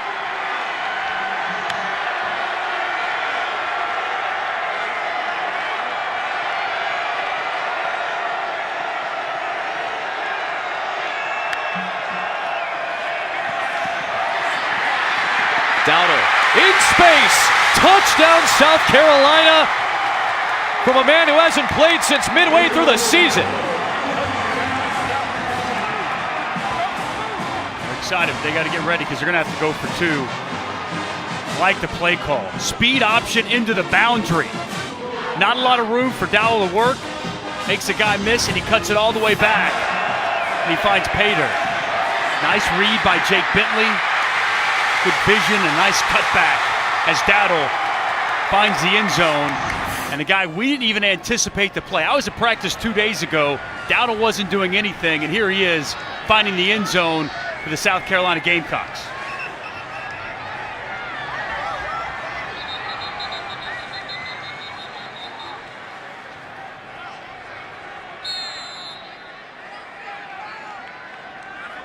We're going to go for 2 to try to make it a 1-score game.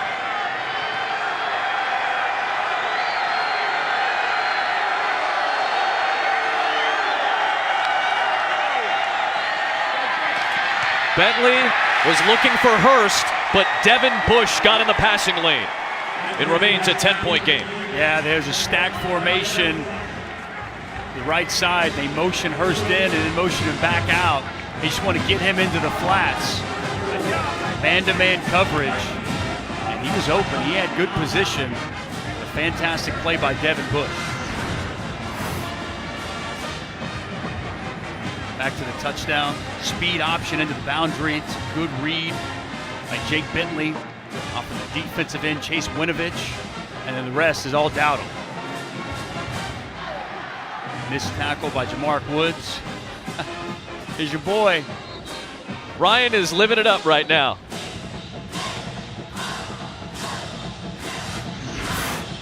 Rico Dowdle, sophomore out of Asheville, North Carolina. Part of this running back rotation, but again, a fractured bone in his lower leg midway through the season. Hadn't seen any time. All the articles written about South Carolina football talking about the injuries that they were dealing with in bowl preparation. Most of them thought Rico Dowdle was not going to play. Got treatment this morning, suited up for warm-ups, felt ready to go, and has been impactful here in the second half. Ambry Thomas on the return for Michigan. And they're going to have a long field in front of them. That drive could not have come at a better time. We talked about before that drive started, they needed to make something happen. They paid it off with a touchdown. A little bit of momentum for South Carolina for what feels like the first time today. Can their defense pay it off and come up with a big stop to get their offense the ball back? In the second half, Brandon Peters has gotten to a bit of a groove. I think he's looked much better in the second half than he did in the first. Seen Michigan move the football a little bit more ease after the break.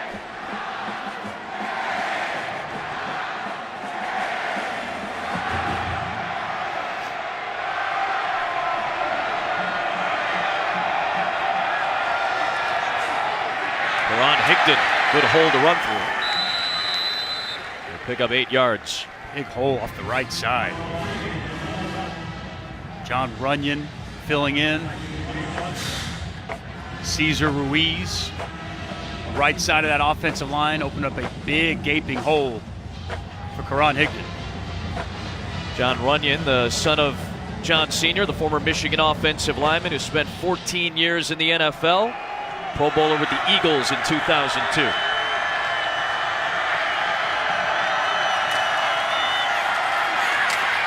Higdon stacked up by DJ Wanham. It's going to be a very important third down in the tapestry of this game.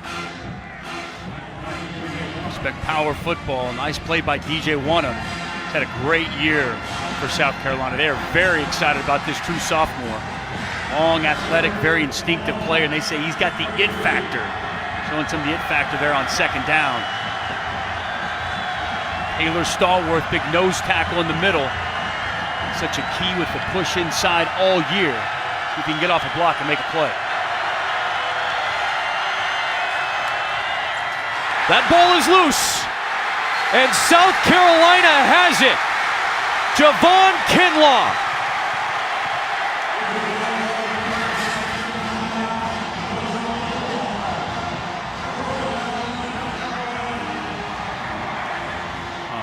The last 2 turnovers have been given to South Carolina. It was the tight end, Sean McCune, who was getting a handoff.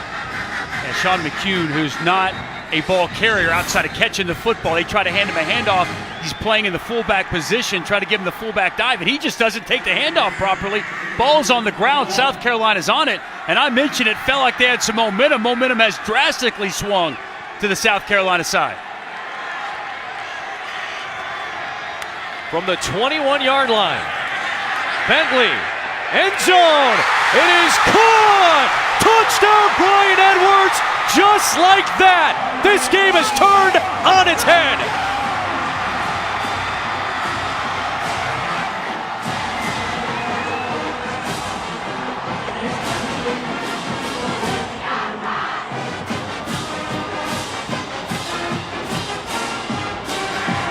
How about the ball placement here by the quarterback? Jake Bentley and the adjustment on the football by Brian Edwards. I've seen it time and time again on the tape from this kid. He goes up, he high points it, he turns his body back, and he finishes the process of the catch in the end zone. Great job by Jake Bentley, giving his receiver a chance on the post, and Brian Edwards with the acrobatic catch, going up and getting it. 2 touchdowns in the last 94 seconds for South Carolina. Old Uncle Mo, he's in the building, partner. Squarely on the side of Will Muschamp right now. Good pocket, protection was there as a play-action pass. Brian Edwards, guy that they've targeted on 39% of their passes this season. Jake Bentley likes it. Passion over on the sidelines, and just when it kind of felt like Michigan had completely taken this game over at them, South Carolina comes to life. We got ourselves a ball game.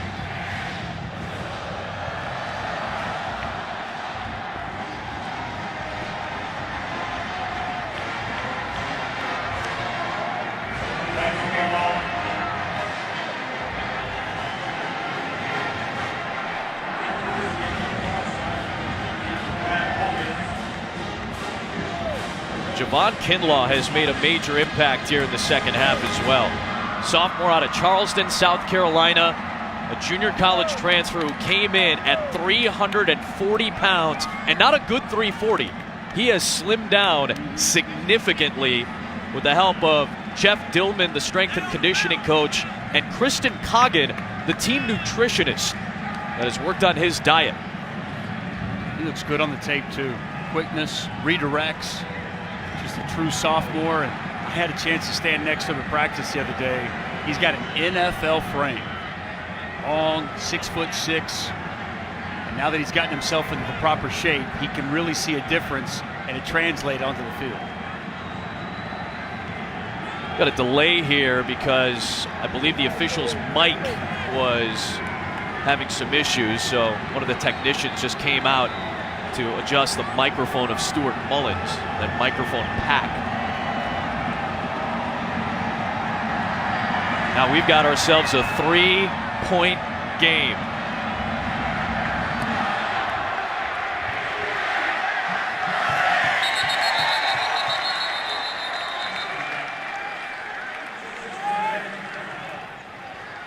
Wild card weekend coming up in the National Football League. A wild Week 17. The Titans needed to win yesterday to get in. They won it over the Jaguars, so they get a shot at the Kansas City Chiefs. Saturday at 4:20 Eastern Time on ESPN, on ABC and ESPN Deportes. Also streaming live on the ESPN app as well.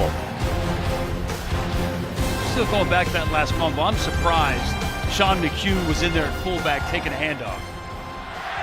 Not used to doing that. No. Peters looking for McCune, his top pass catcher this season. Incomplete. 2 giveaways by the Wolverines. Their last 3 touches. That's turned this game around.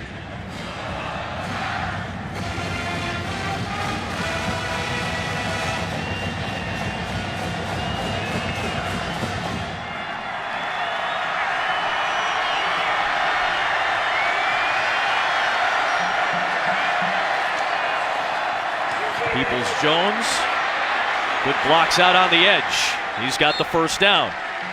Mason Cole, the left tackle, was out on the perimeter to help block. Boy, do I love this guy. How about today making his 51st straight start? We can take it even further than that. Take a look at Cole. Gets out of the second level. He's such an athletic offensive lineman, played center a season ago.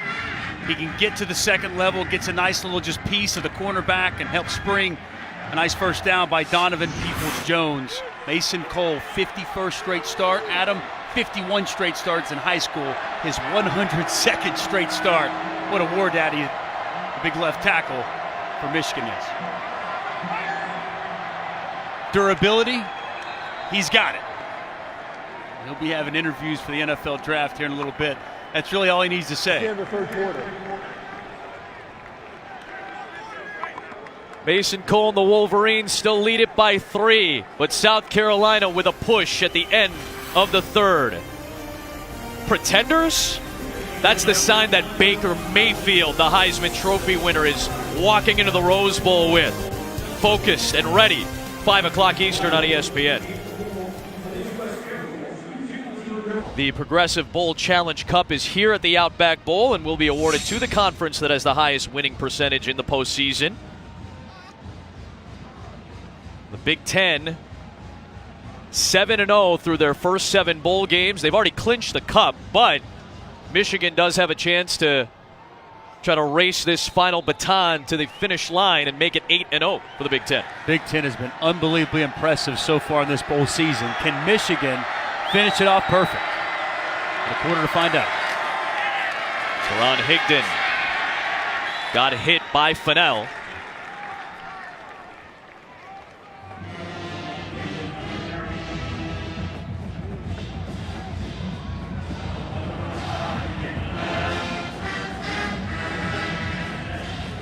Seen Donovan Peoples-Jones, the true freshman receiver, 9. His role started to pick up here in the second half. He's had a couple of nice plays. Excellent speed. Really tough to deal with out in space.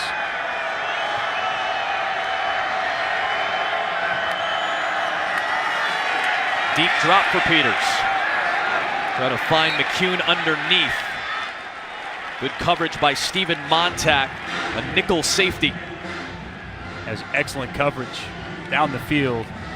The better pressure by Taylor Stallworth, the senior defensive tackle. Uses a spin move on the guard. It's a big hit on Brandon Peters as he delivers the pass. 3rd and long. All start. Yep. Entire left side of the offensive line went early. False start, number 52, offense. 5-yard penalty, 3rd down. Let's check in with Cassidy Hubbard. Caths.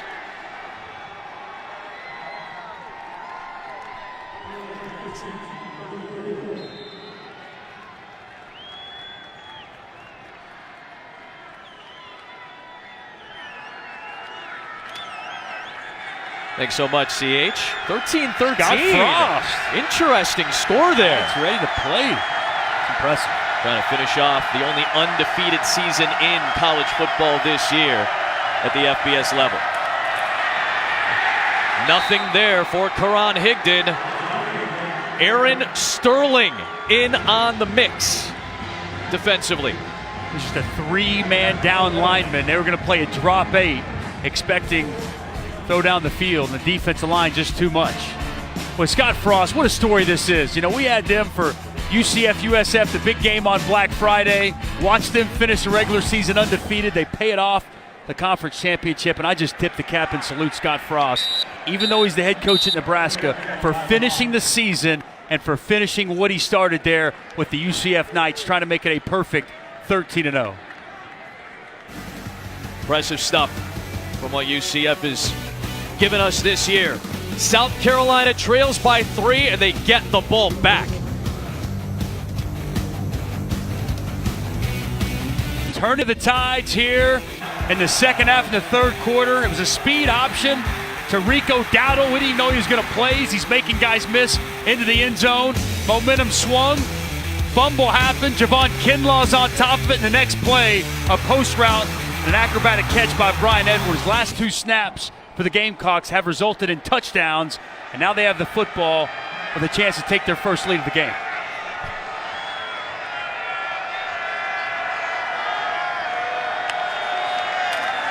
Michigan brings pressure. Bentley running out of time. Excellent penetration. Lawrence Marshall, Rashawn Gary, Devin Bush, everybody getting in on it for the Wolverine front. That's a coverage sack there. They brought a cornerback blitz. Safety picks him up. Coverage good down the field. But as you mentioned, pressure gets there late. Rashawn Gary went off the right side. Beats Dennis Daly. Another sack for this Wolverine front. Bentley throws it up there for Edwards. That was nearly a spectacular adjustment for a catch. Great coverage by Brandon Watson. How about this pressure from the middle? Defensive tackles just dominate in the middle of this front. Take a look at both of these guys working. They're just going to win up front. 51, Corey Helms continues to get beat. 50, Michael Dwumfor, Brian Monet. Good job rushing the passer. A lot of pressure on Jake Bentley. 3rd and long. Furbush forces Bentley out of the pocket. Looking for Hurst. In traffic, he made the first down catch. Big fella going up top. Play the day for Jake Bentley so far. He's under pressure. He evades it, gets outside the pocket, and he puts it up for his big-time tight end, Hayden Hurst. Great job high pointing the football, and much needed 3rd and long conversion. Smith runs it on 1st down for 7. This was the 100th catch of Hayden Hurst's South Carolina career. Fades the rush, placement outside the pocket, high and outside where his tight end can go up and make a big athletic play. Declared for the NFL draft, playing his final collegiate game. Now he's going to block so that the 1st down is picked up by Davis. You know, it wasn't a bone-crushing block by Hayden Hurst, just enough. Just gets a piece of Khaleke Hudson to allow his receiver the ability to pick up the 1st down. Offense starting to get a little bit of a rhythm. Jake Bentley, finally for the first time all game long, seems to be getting some confidence and trusting his receivers down the field. Good protection, has a man, caught! Touchdown, Shi Smith, Gamecocks take the lead.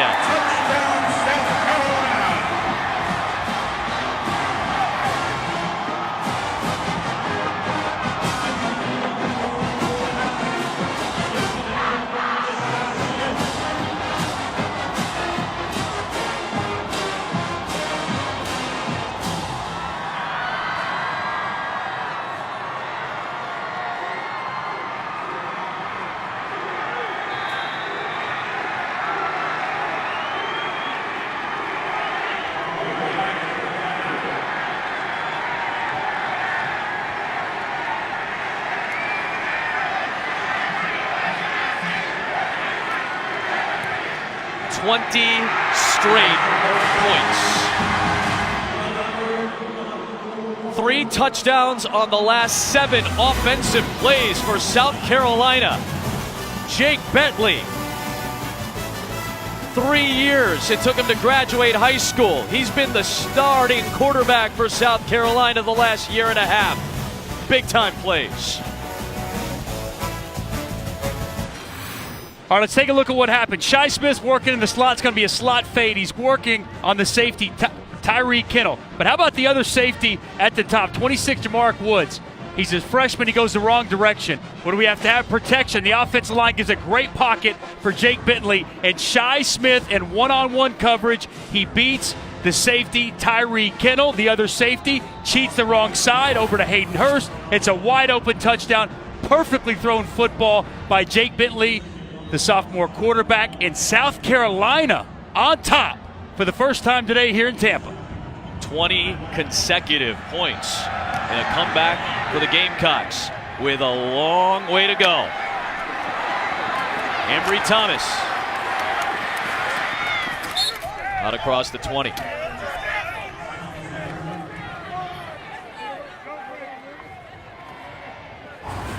Getting you set for the Rose Bowl game presented by Northwestern Mutual coming up. The arrival of Kirby Smart, the SEC Coach of the Year. Georgia and Oklahoma coming up at 5 Eastern over on ESPN. I just say it. It's the best bowl game out there. It's as good as it gets, man. I had a chance to play in that game in 2002 against Washington State. I don't call it the granddaddy of them all for nothing. A beautiful, beautiful venue. A great scene tonight the college football playoff. Chris Fowler, Kirk Herbstreit, Maria Taylor, Tom Rinaldi on the call. Coming up in just a bit. First down, Zach Gentry. Tight ends getting involved in this offense, big part of their passing game. Will stick route from Zach Gentry, working open. Timing as Peters hits his back foot, ball comes out. Easy pitch and catch from the quarterback to his big junior tight end.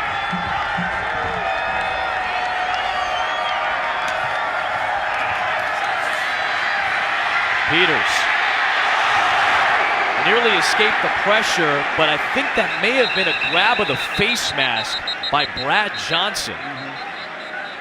You saw Peters kind of buckle a little bit. Man, not very good. That looked really rough on Peters. Clearly a personal foul. Yeah, personal foul, face mask, number 19 defense. 15-yard penalty, first down. That's a true freshman making a huge mistake. Man, jerks that neck. Ugh, that's tough. Yeah. That's really bad. That sudden movement. And Brandon Peters had to go to the sideline. Will Muschamp's fired up after the call. And John O'Korn was just taking some practice snaps on the sideline as Peters is going to go get checked out by the training staff. So John O'Korn, the fifth-year senior out of Huntington, Pennsylvania, the former American Conference Rookie of the Year at Houston, now in his second season at Michigan. He made 4 starts this season. And he'll start his day with a completion to Kakoa Crawford. And a big gainer for Michigan. Poor tackling outside by Keyshawn Nixon. Excellent wiggle by Kakoa Crawford. Getting to the perimeter.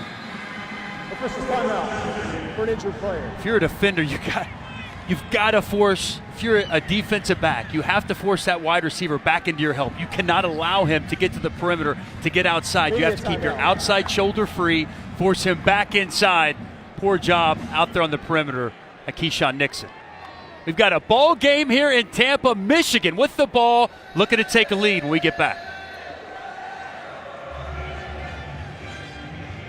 The Outback Bowl, brought to you by Outback Steakhouse. Hurry in January 2nd for your free bloomin' onion or coconut trim. The Quicksilver card from Capital One. Earn unlimited 1.5% cash back every purchase, everywhere. And Stouffer's Fit Kitchen Bowls. This is fit. Bayshore Boulevard, a waterfront road on Hillsborough Bay in South Tampa. They claim it's the longest continuous sidewalk in the world at 4.5 miles. Brandon Peters back in at quarterback for the Wolverines with a fresh set of downs.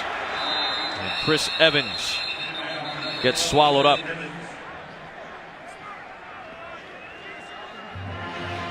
Tough sledding on the ground for both these offenses.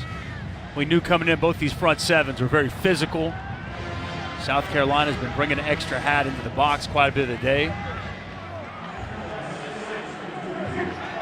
Teams have combined for just 84 rushing yards today. Peoples-Jones to the edge. And the true freshman into the red zone for Michigan.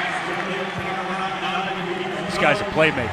Donovan Peoples-Jones, they have really made it a point to get him the football out in space here in the second half. It's a now screen, really good blocking on the edge by Kakoa Crawford to help spring that run and allow him to get to the sidelines. Big hole, Karan Higdon inside the 10-yard line. First down and goal for the Wolverines. You need to run the football on the ground. Get behind your senior. Mason Cole.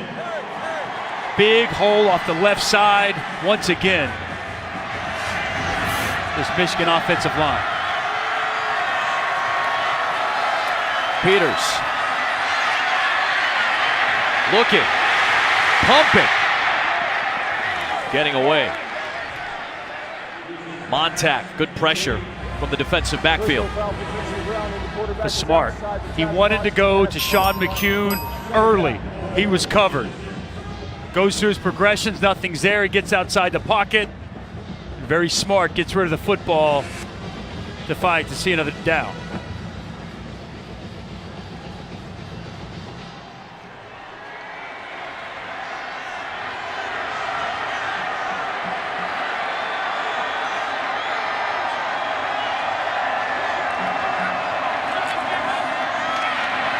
Nothing there for Higdon.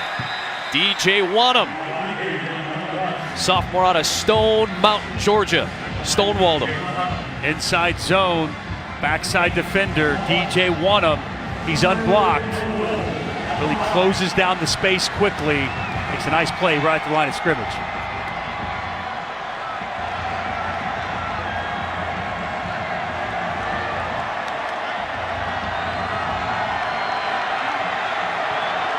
Three tight ends in the game for Michigan. Down here at the bottom of your screen, though, it's Donovan Peoples-Jones, single coverage. Peters looking for help. Picked off. Jamarcus King.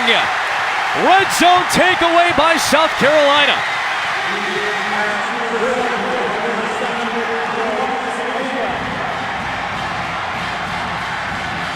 The South Carolina defense comes up again. Brandon Peters, his initial read wasn't there, so he gets outside the pocket. He looks at Donovan Peoples-Jones, and he gets blasted by Daniel Fennell. And an interception to give South Carolina the football back here in the fourth.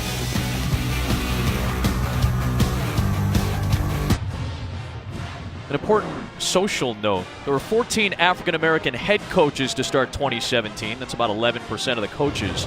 But South Carolina is one of 3 schools in the FBS with 2 African-American coordinators. Here, Western Kentucky and Arizona. Travaris Robinson is the defensive coordinator. Brian McClendon, the OC. And Brian McClendon is smiling right now as Rico Dowdle busts out a 30-yard run. Brian McClendon doing a heck of a job, especially in the second half of calling plays, getting this offense going. And Rico Dowdle, big run off the left side. Offensive line opens up a nice hole. Rico Dowdle, he's been the spark plug, the energy that South Carolina needed here in the second half. Good penetration by Chase Winovich on Hurst. It is an important note to bring up with Brian McClendon calling the plays today on offense. Travaris Robinson, the defensive coordinator. This is in South Carolina, a state that was the first to declare its secession in 1860 in response to Abraham Lincoln's election. The only state in which slaveholders composed a majority of the legislature. That is an impressive and important social step in a growing sport like college football. 2 great men. And we had a chance to sit down with yesterday. Have the utmost respect for the job that they've been able to do at South Carolina. Great coverage. Ortre Smith was blanketed by David Long. And remember, for Brian McClendon, this is an extended interview process for him. Talking a lot about Brandon Peters auditioning for the starting quarterback position. Live audition for Brian McClendon, as he would love nothing more than not just be the interim offensive coordinator, but the man for next season.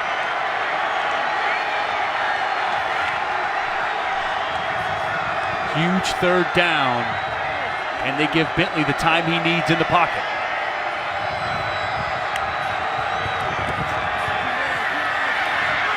Bentley going to try to run for it and got beat by Mike McCray before he could get to the sticks. It's a nice play by Mike McCray.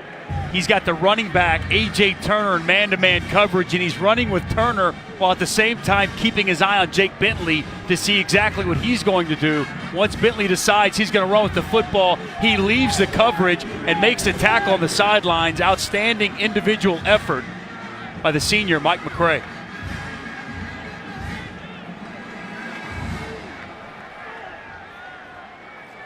Eighth punt of the day for Charlton. Donovan Peoples-Jones returned a punt against Air Force for a touchdown earlier this year. A lot of hang time on this kick. No return. It is muffed! Donovan Peoples-Jones muffed the punt, and A.J. Turner takes over. Disaster for Michigan. South Carolina. Really on the field is the kick was muffed by the receiving team, recovered by the kicking team. First down. This is a true freshman that they just love. He's been an excellent punt returner this year for Michigan. Had a 79-yard touchdown against Air Force early, and he just misjudges this football off his face mask and takes a South Carolina bounce. And they have the football inside the 15. Costly mistake by Donovan Peoples-Jones, and now the 4th turnover for Michigan, all in the second half, Adam. And this was going to be Michigan ball with plenty of time, with a touchdown giving them the lead potentially. Instead, South Carolina takes over, and A.J. Turner gets hit by Devin Bush. Quick reminder that the NBA picks up again this Wednesday on ESPN, doubleheader. LeBron James facing his old teammate in Kyrie Irving. Cavs and Celtics, 8 Eastern to start it up, followed by the Thunder and the Lakers in our nightcap. NBA Countdown starts it all up at 7 o'clock Eastern time on ESPN.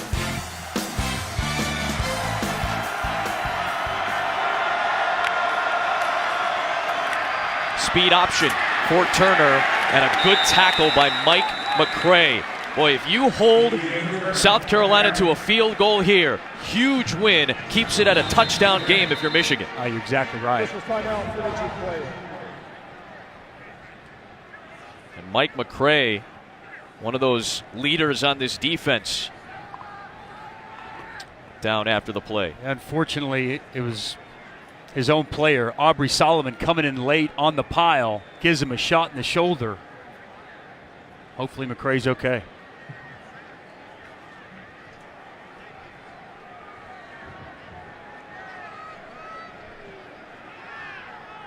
Continue to take a look at Mike McCray, but just thinking about these second half turnovers by Michigan. Adam, all 4 have been within the 20s, right? Yep. I mean, 2 of them have been Michigan going in. Had the fumble right there inside the 5-yard line, throw an interception in the end zone, and then the other 2 turnovers are inside their own 20, so giving South Carolina short field. So you want to talk about just a huge shift in momentum based off these turnovers and the location of the turnovers. It's been crazy. Jim Harbaugh, tough end to last season. Lost 3 of their last 4, trying to snap a skid at the end of this season. And you hate to see this with Mike McCray, one of his leaders on this team. Mike's a grad student now from Trotwood, Ohio. His dad, Mike Sr., was a captain at Ohio State.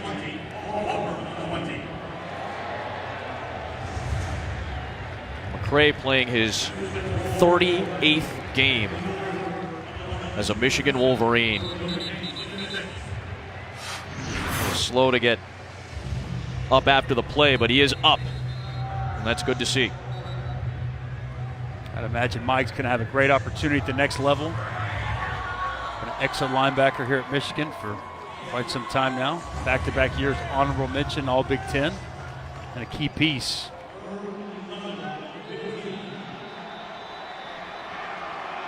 Third down and 11. Huge play here in the 4th. And coverage outside.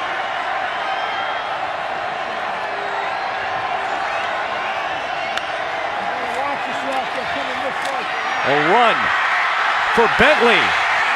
Needed the 4, and Devin Bush stopped him shy of the sticks.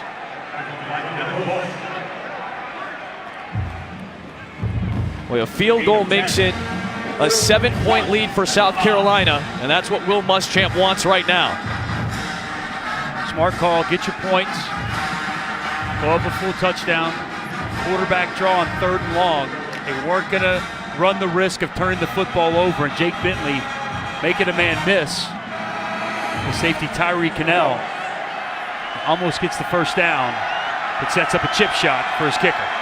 Parker White.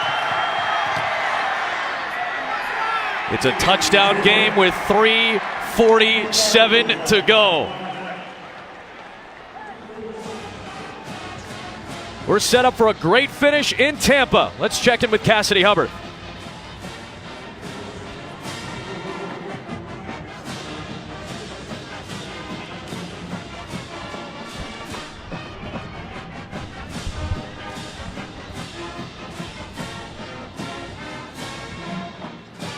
Great matchup between Notre Dame and LSU.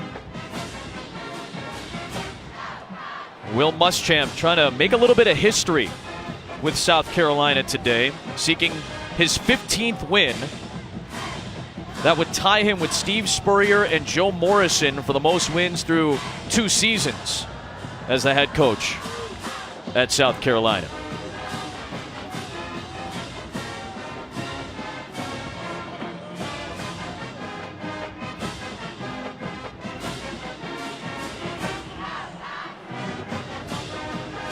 About a 488-mile trip from the campus of South Carolina to Raymond James Stadium. Almost 1,200 miles from Ann Arbor down here to Tampa.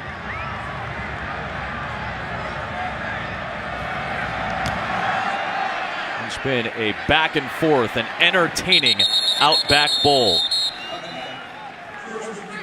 And it's all leading you up to Uga 10. Oklahoma and Georgia. There is Uga. He's getting ready to go out in Pasadena. Baker Mayfield, the Heisman Trophy winner. That excellent run game of the Georgia Bulldogs. Chris, Kirk, Maria, and Tom will have the call coming up from the granddaddy of them all. We talked about Brandon Peters and this being an audition for him. A huge drive for him, and he wants to try to cement him being the starting quarterback heading into the offseason. Starts this drive with a throw off the hands of Donovan Peoples-Jones. And to catch it before you can run with it, man, the second half has been littered with Michigan turnovers, 4 of them in the second half. And let's take note of where these are happening on the field. Inside the 20, a big 3rd and short. Inside their own 20, it's a fumble. A terrible ball by Brandon Peters. He tries to force one, and doink off the face mask of Donovan Peoples-Jones. It's been the difference in this ball game. Turnovers, 4 of them, created by South Carolina in this second half.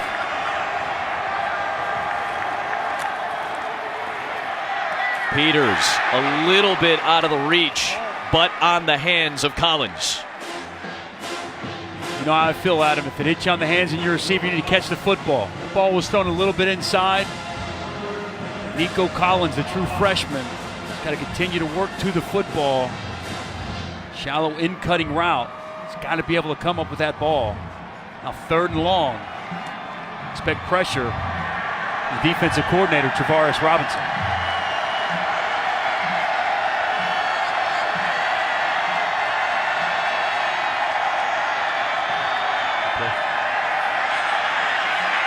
Peters, incomplete for Collins. Great coverage by Sky Moore. And now it's 4th down and 10. Michigan only has 1 timeout remaining now. And you're at your own 25-yard line. Be an interesting call to go for it on 4th down here. I'll tell you what, that's what separates Sky Moore from other linebackers in this league. His ability to turn and run with a wide out in the slot, Nico Collins, in man-to-man coverage and make a play on the football. I don't like this call whatsoever, Adam. I'm shocked by it, actually. Going for it on 4th down and 10. Peters taking a shot, incomplete for Crawford. And a turnover on downs gives the ball to the Gamecocks. Michigan's only got 1 timeout, but 3:23 on the clock. I don't know, Adam. 4th and 10, and that's what you have. No one's open down the field. Brandon Peters is waiting for it, sitting back there, and then he just tries to hit his target down the field. well overthrows his receiver. With Michigan's defense, though, don't you punt the ball and let them try to get you better field position? That's why we were saying it's such an interesting call to go for it on 4th down at your own 25 with still 3:23 to go. You get a stop. You're getting the ball back with a timeout, or perhaps no timeouts at that point, but you're getting the ball back, and you're setting up South Carolina to maybe get the closing points of this game. I don't like that decision by Jim Harbaugh. Although that ball's on the ground. Bentley able to recover. Boy, if Hudson would have picked that one up, that would have changed this game very quickly with 3 minutes plus. Timeout, Michigan. Their 3rd and final of the half. 30 seconds. 8-4 and 8-4. Casual fan may not think much of it, but this is a very important game for both of these fan bases. South Carolina's on an upward trajectory, and Michigan is now in the 3rd year of the Jim Harbaugh era. They haven't finished above 3rd in their division just yet. And Amani Toomer had some strong words about Jim Harbaugh's tenure right now. I think Michigan wanted a Nick Saban type, an Urban Meyer type. I just think that we deserve better than this. Doesn't care about the other stuff, the periphery stuff. He says he wants to beat Michigan State and Ohio State. 1-5 record so far. So year 4 of Jim Harbaugh's tenure is going to be a very important one for Michigan. It's going to be a huge season for Jim Harbaugh, and they need to solidify the quarterback position. But I think Amani Toomer's right. Listen, Jim Harbaugh is a good football coach. He's won 10 games in back-to-back years, but you got to beat Ohio State, and you got to beat Michigan State. He has not done that through 3 seasons. I think by year number 4, if that still continues, if that's a trend we see continue, there's going to be some upset people in Ann Arbor next season. Hey, for those of you who love those Michigan-Notre Dame night games, haven't played each other since 2014, that matchup gets going again for 2018 and 2019. That'll be the season opener. Scott Frost brings Nebraska into the Big House. You get Wisconsin in the Big House, but you do have to go to East Lansing and to Columbus next year. Not going to be easy. Big 3rd down here for South Carolina. Moving backwards out of field goal range. This is big here. Michigan escapes. They get the stops they need in a very tight spot. So Jim Harbaugh had some confidence in that defense. Out of timeouts. You can get this clock down inside of 2 minutes if you're the South Carolina offense. Just imagine if they had punted the ball and been able to get the stops. I just feel like field position could have put themselves in a better spot. I'm not going to be surprised here if we see South Carolina take a delay of game, then punt the ball and try to pin Michigan back deep and make them try to drive the length of the field to tie this game up. Timeout from Will Muschamp. 30 seconds. Well, of course, after all of our playoff coverage on this New Year's Day, Scott Van Pelt will have SportsCenter on ESPN to close out the night. We'll have plenty of post-game coverage from both college football playoff games. You'll hear from all 4 teams and the coaches. You'll get a breakdown of the championship matchup, which will be set by the end of the night. And of course, got to look at not just the bad beats, the worst beats of 2017 with Scott and Stanford Steve. That's coming up after Alabama Clemson on ESPN and the ESPN app.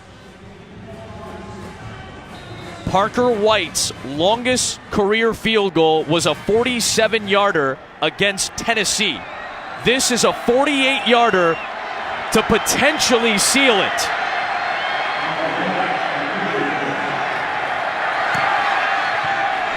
And Parker White will not have the slice this time. Michigan is still alive. And I didn't think Parker White had the distance. It's cold. The ball's not traveling well. He's 3 for 10 on the year and kicks between 40 and 49 yards. So that's why I was thinking they may take a delay of game, punt them, and try to pin them back deep and make them drive the length of the field. Now, good field position here for Michigan. I did not agree with the decision by Jim Harbaugh, but you can't argue with the results. Get the ball back with plenty of time and a decent field position. Can Brandon Peters lead this offense 69 yards and tie this game? First down toss to the perimeter for the freshman, Donovan Peoples-Jones. Went right back to him, and he picks up 8. Out of bounds to stop the clock at 1:38. South Carolina doesn't need to go away from the aggressive nature they've had throughout the course of the day. You see so many times defenses soften up like a prevent style defense, allow easy throws underneath and just matriculate the ball down the field.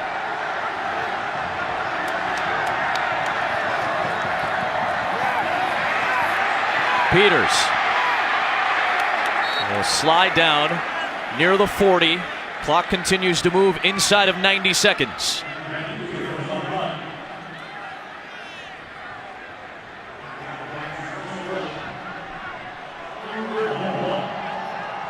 Third down and short. Quick throw, batted at the line of scrimmage. Dante Sawyer getting that big old paw up. And now, game comes down to this. 4th down and about a yard to go to try to stay alive.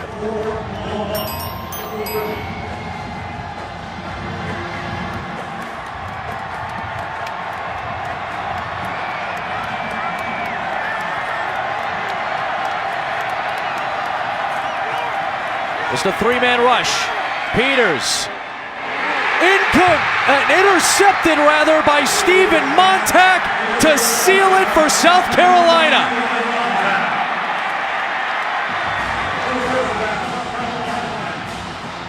Fourth and 1, and they're throwing the football down the field. It's excellent coverage by Steven Montag.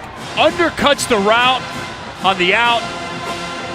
It's a fantastic interception for the 5th takeaway, an Outback Bowl tying takeaway of the second half. Travaris Robinson told us yesterday they wanted to get 5 takeaways. They wanted to be bowl record holders as far as takeaways go. They just reached it with that interception and just got to their 9th win for the 7th time in program history. Some interesting decisions down the stretch, I feel like, Adam, this Michigan offense. They tie the Outback Bowl record with that 5th takeaway. Exactly what Travaris Robinson talked about yesterday. They wanted to have that record, and Will Muschamp and his defense turned this game around, and it continues to get a little chippy between these two teams on the field. Will Muschamp has got this program headed in the right direction. You've seen the progression. 6 wins a year ago. They get to 9 wins here this season, and with a very, very young football team, 70% freshmen and sophomores, you see nowhere but up for this program. And now for today's Capital One Player of the Game, receiver Brian Edwards. 5 catches, 88 yards, and a huge touchdown on a post route. He makes an acrobatic play climbing the ladder, getting a much-needed South Carolina touchdown to really get the momentum in their favor. And once the momentum started, Adam, nothing Michigan could do to slow it down.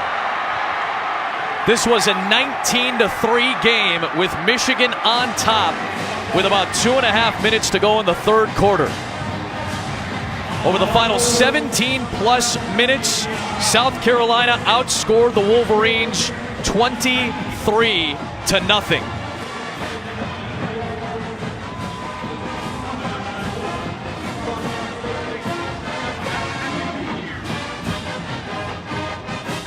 And for just the 7th time in South Carolina program history, a program that began all the way back in 1892, the Gamecocks win 9 games in a single season.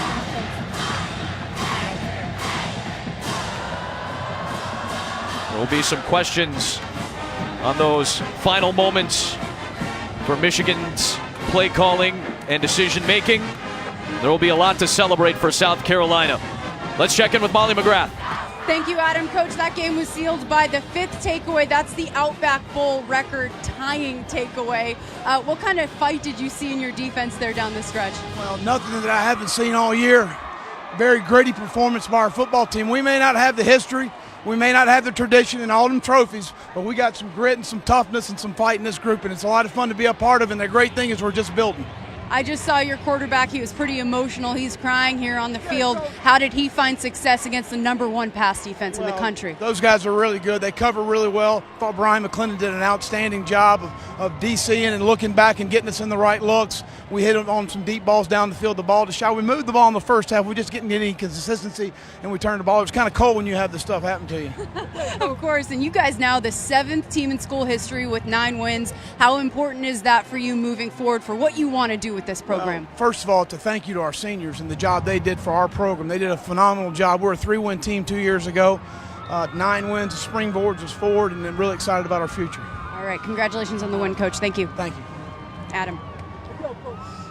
An impressive comeback by South Carolina for its 9th win of the season. A fantastic job by our incredible crew from start to finish, led by our producer Kim Belton, our director Anthony DeMarco. For Dusty Dvorak, Molly McGrath, Adam Amin saying, enjoy the playoffs. So long from Tampa.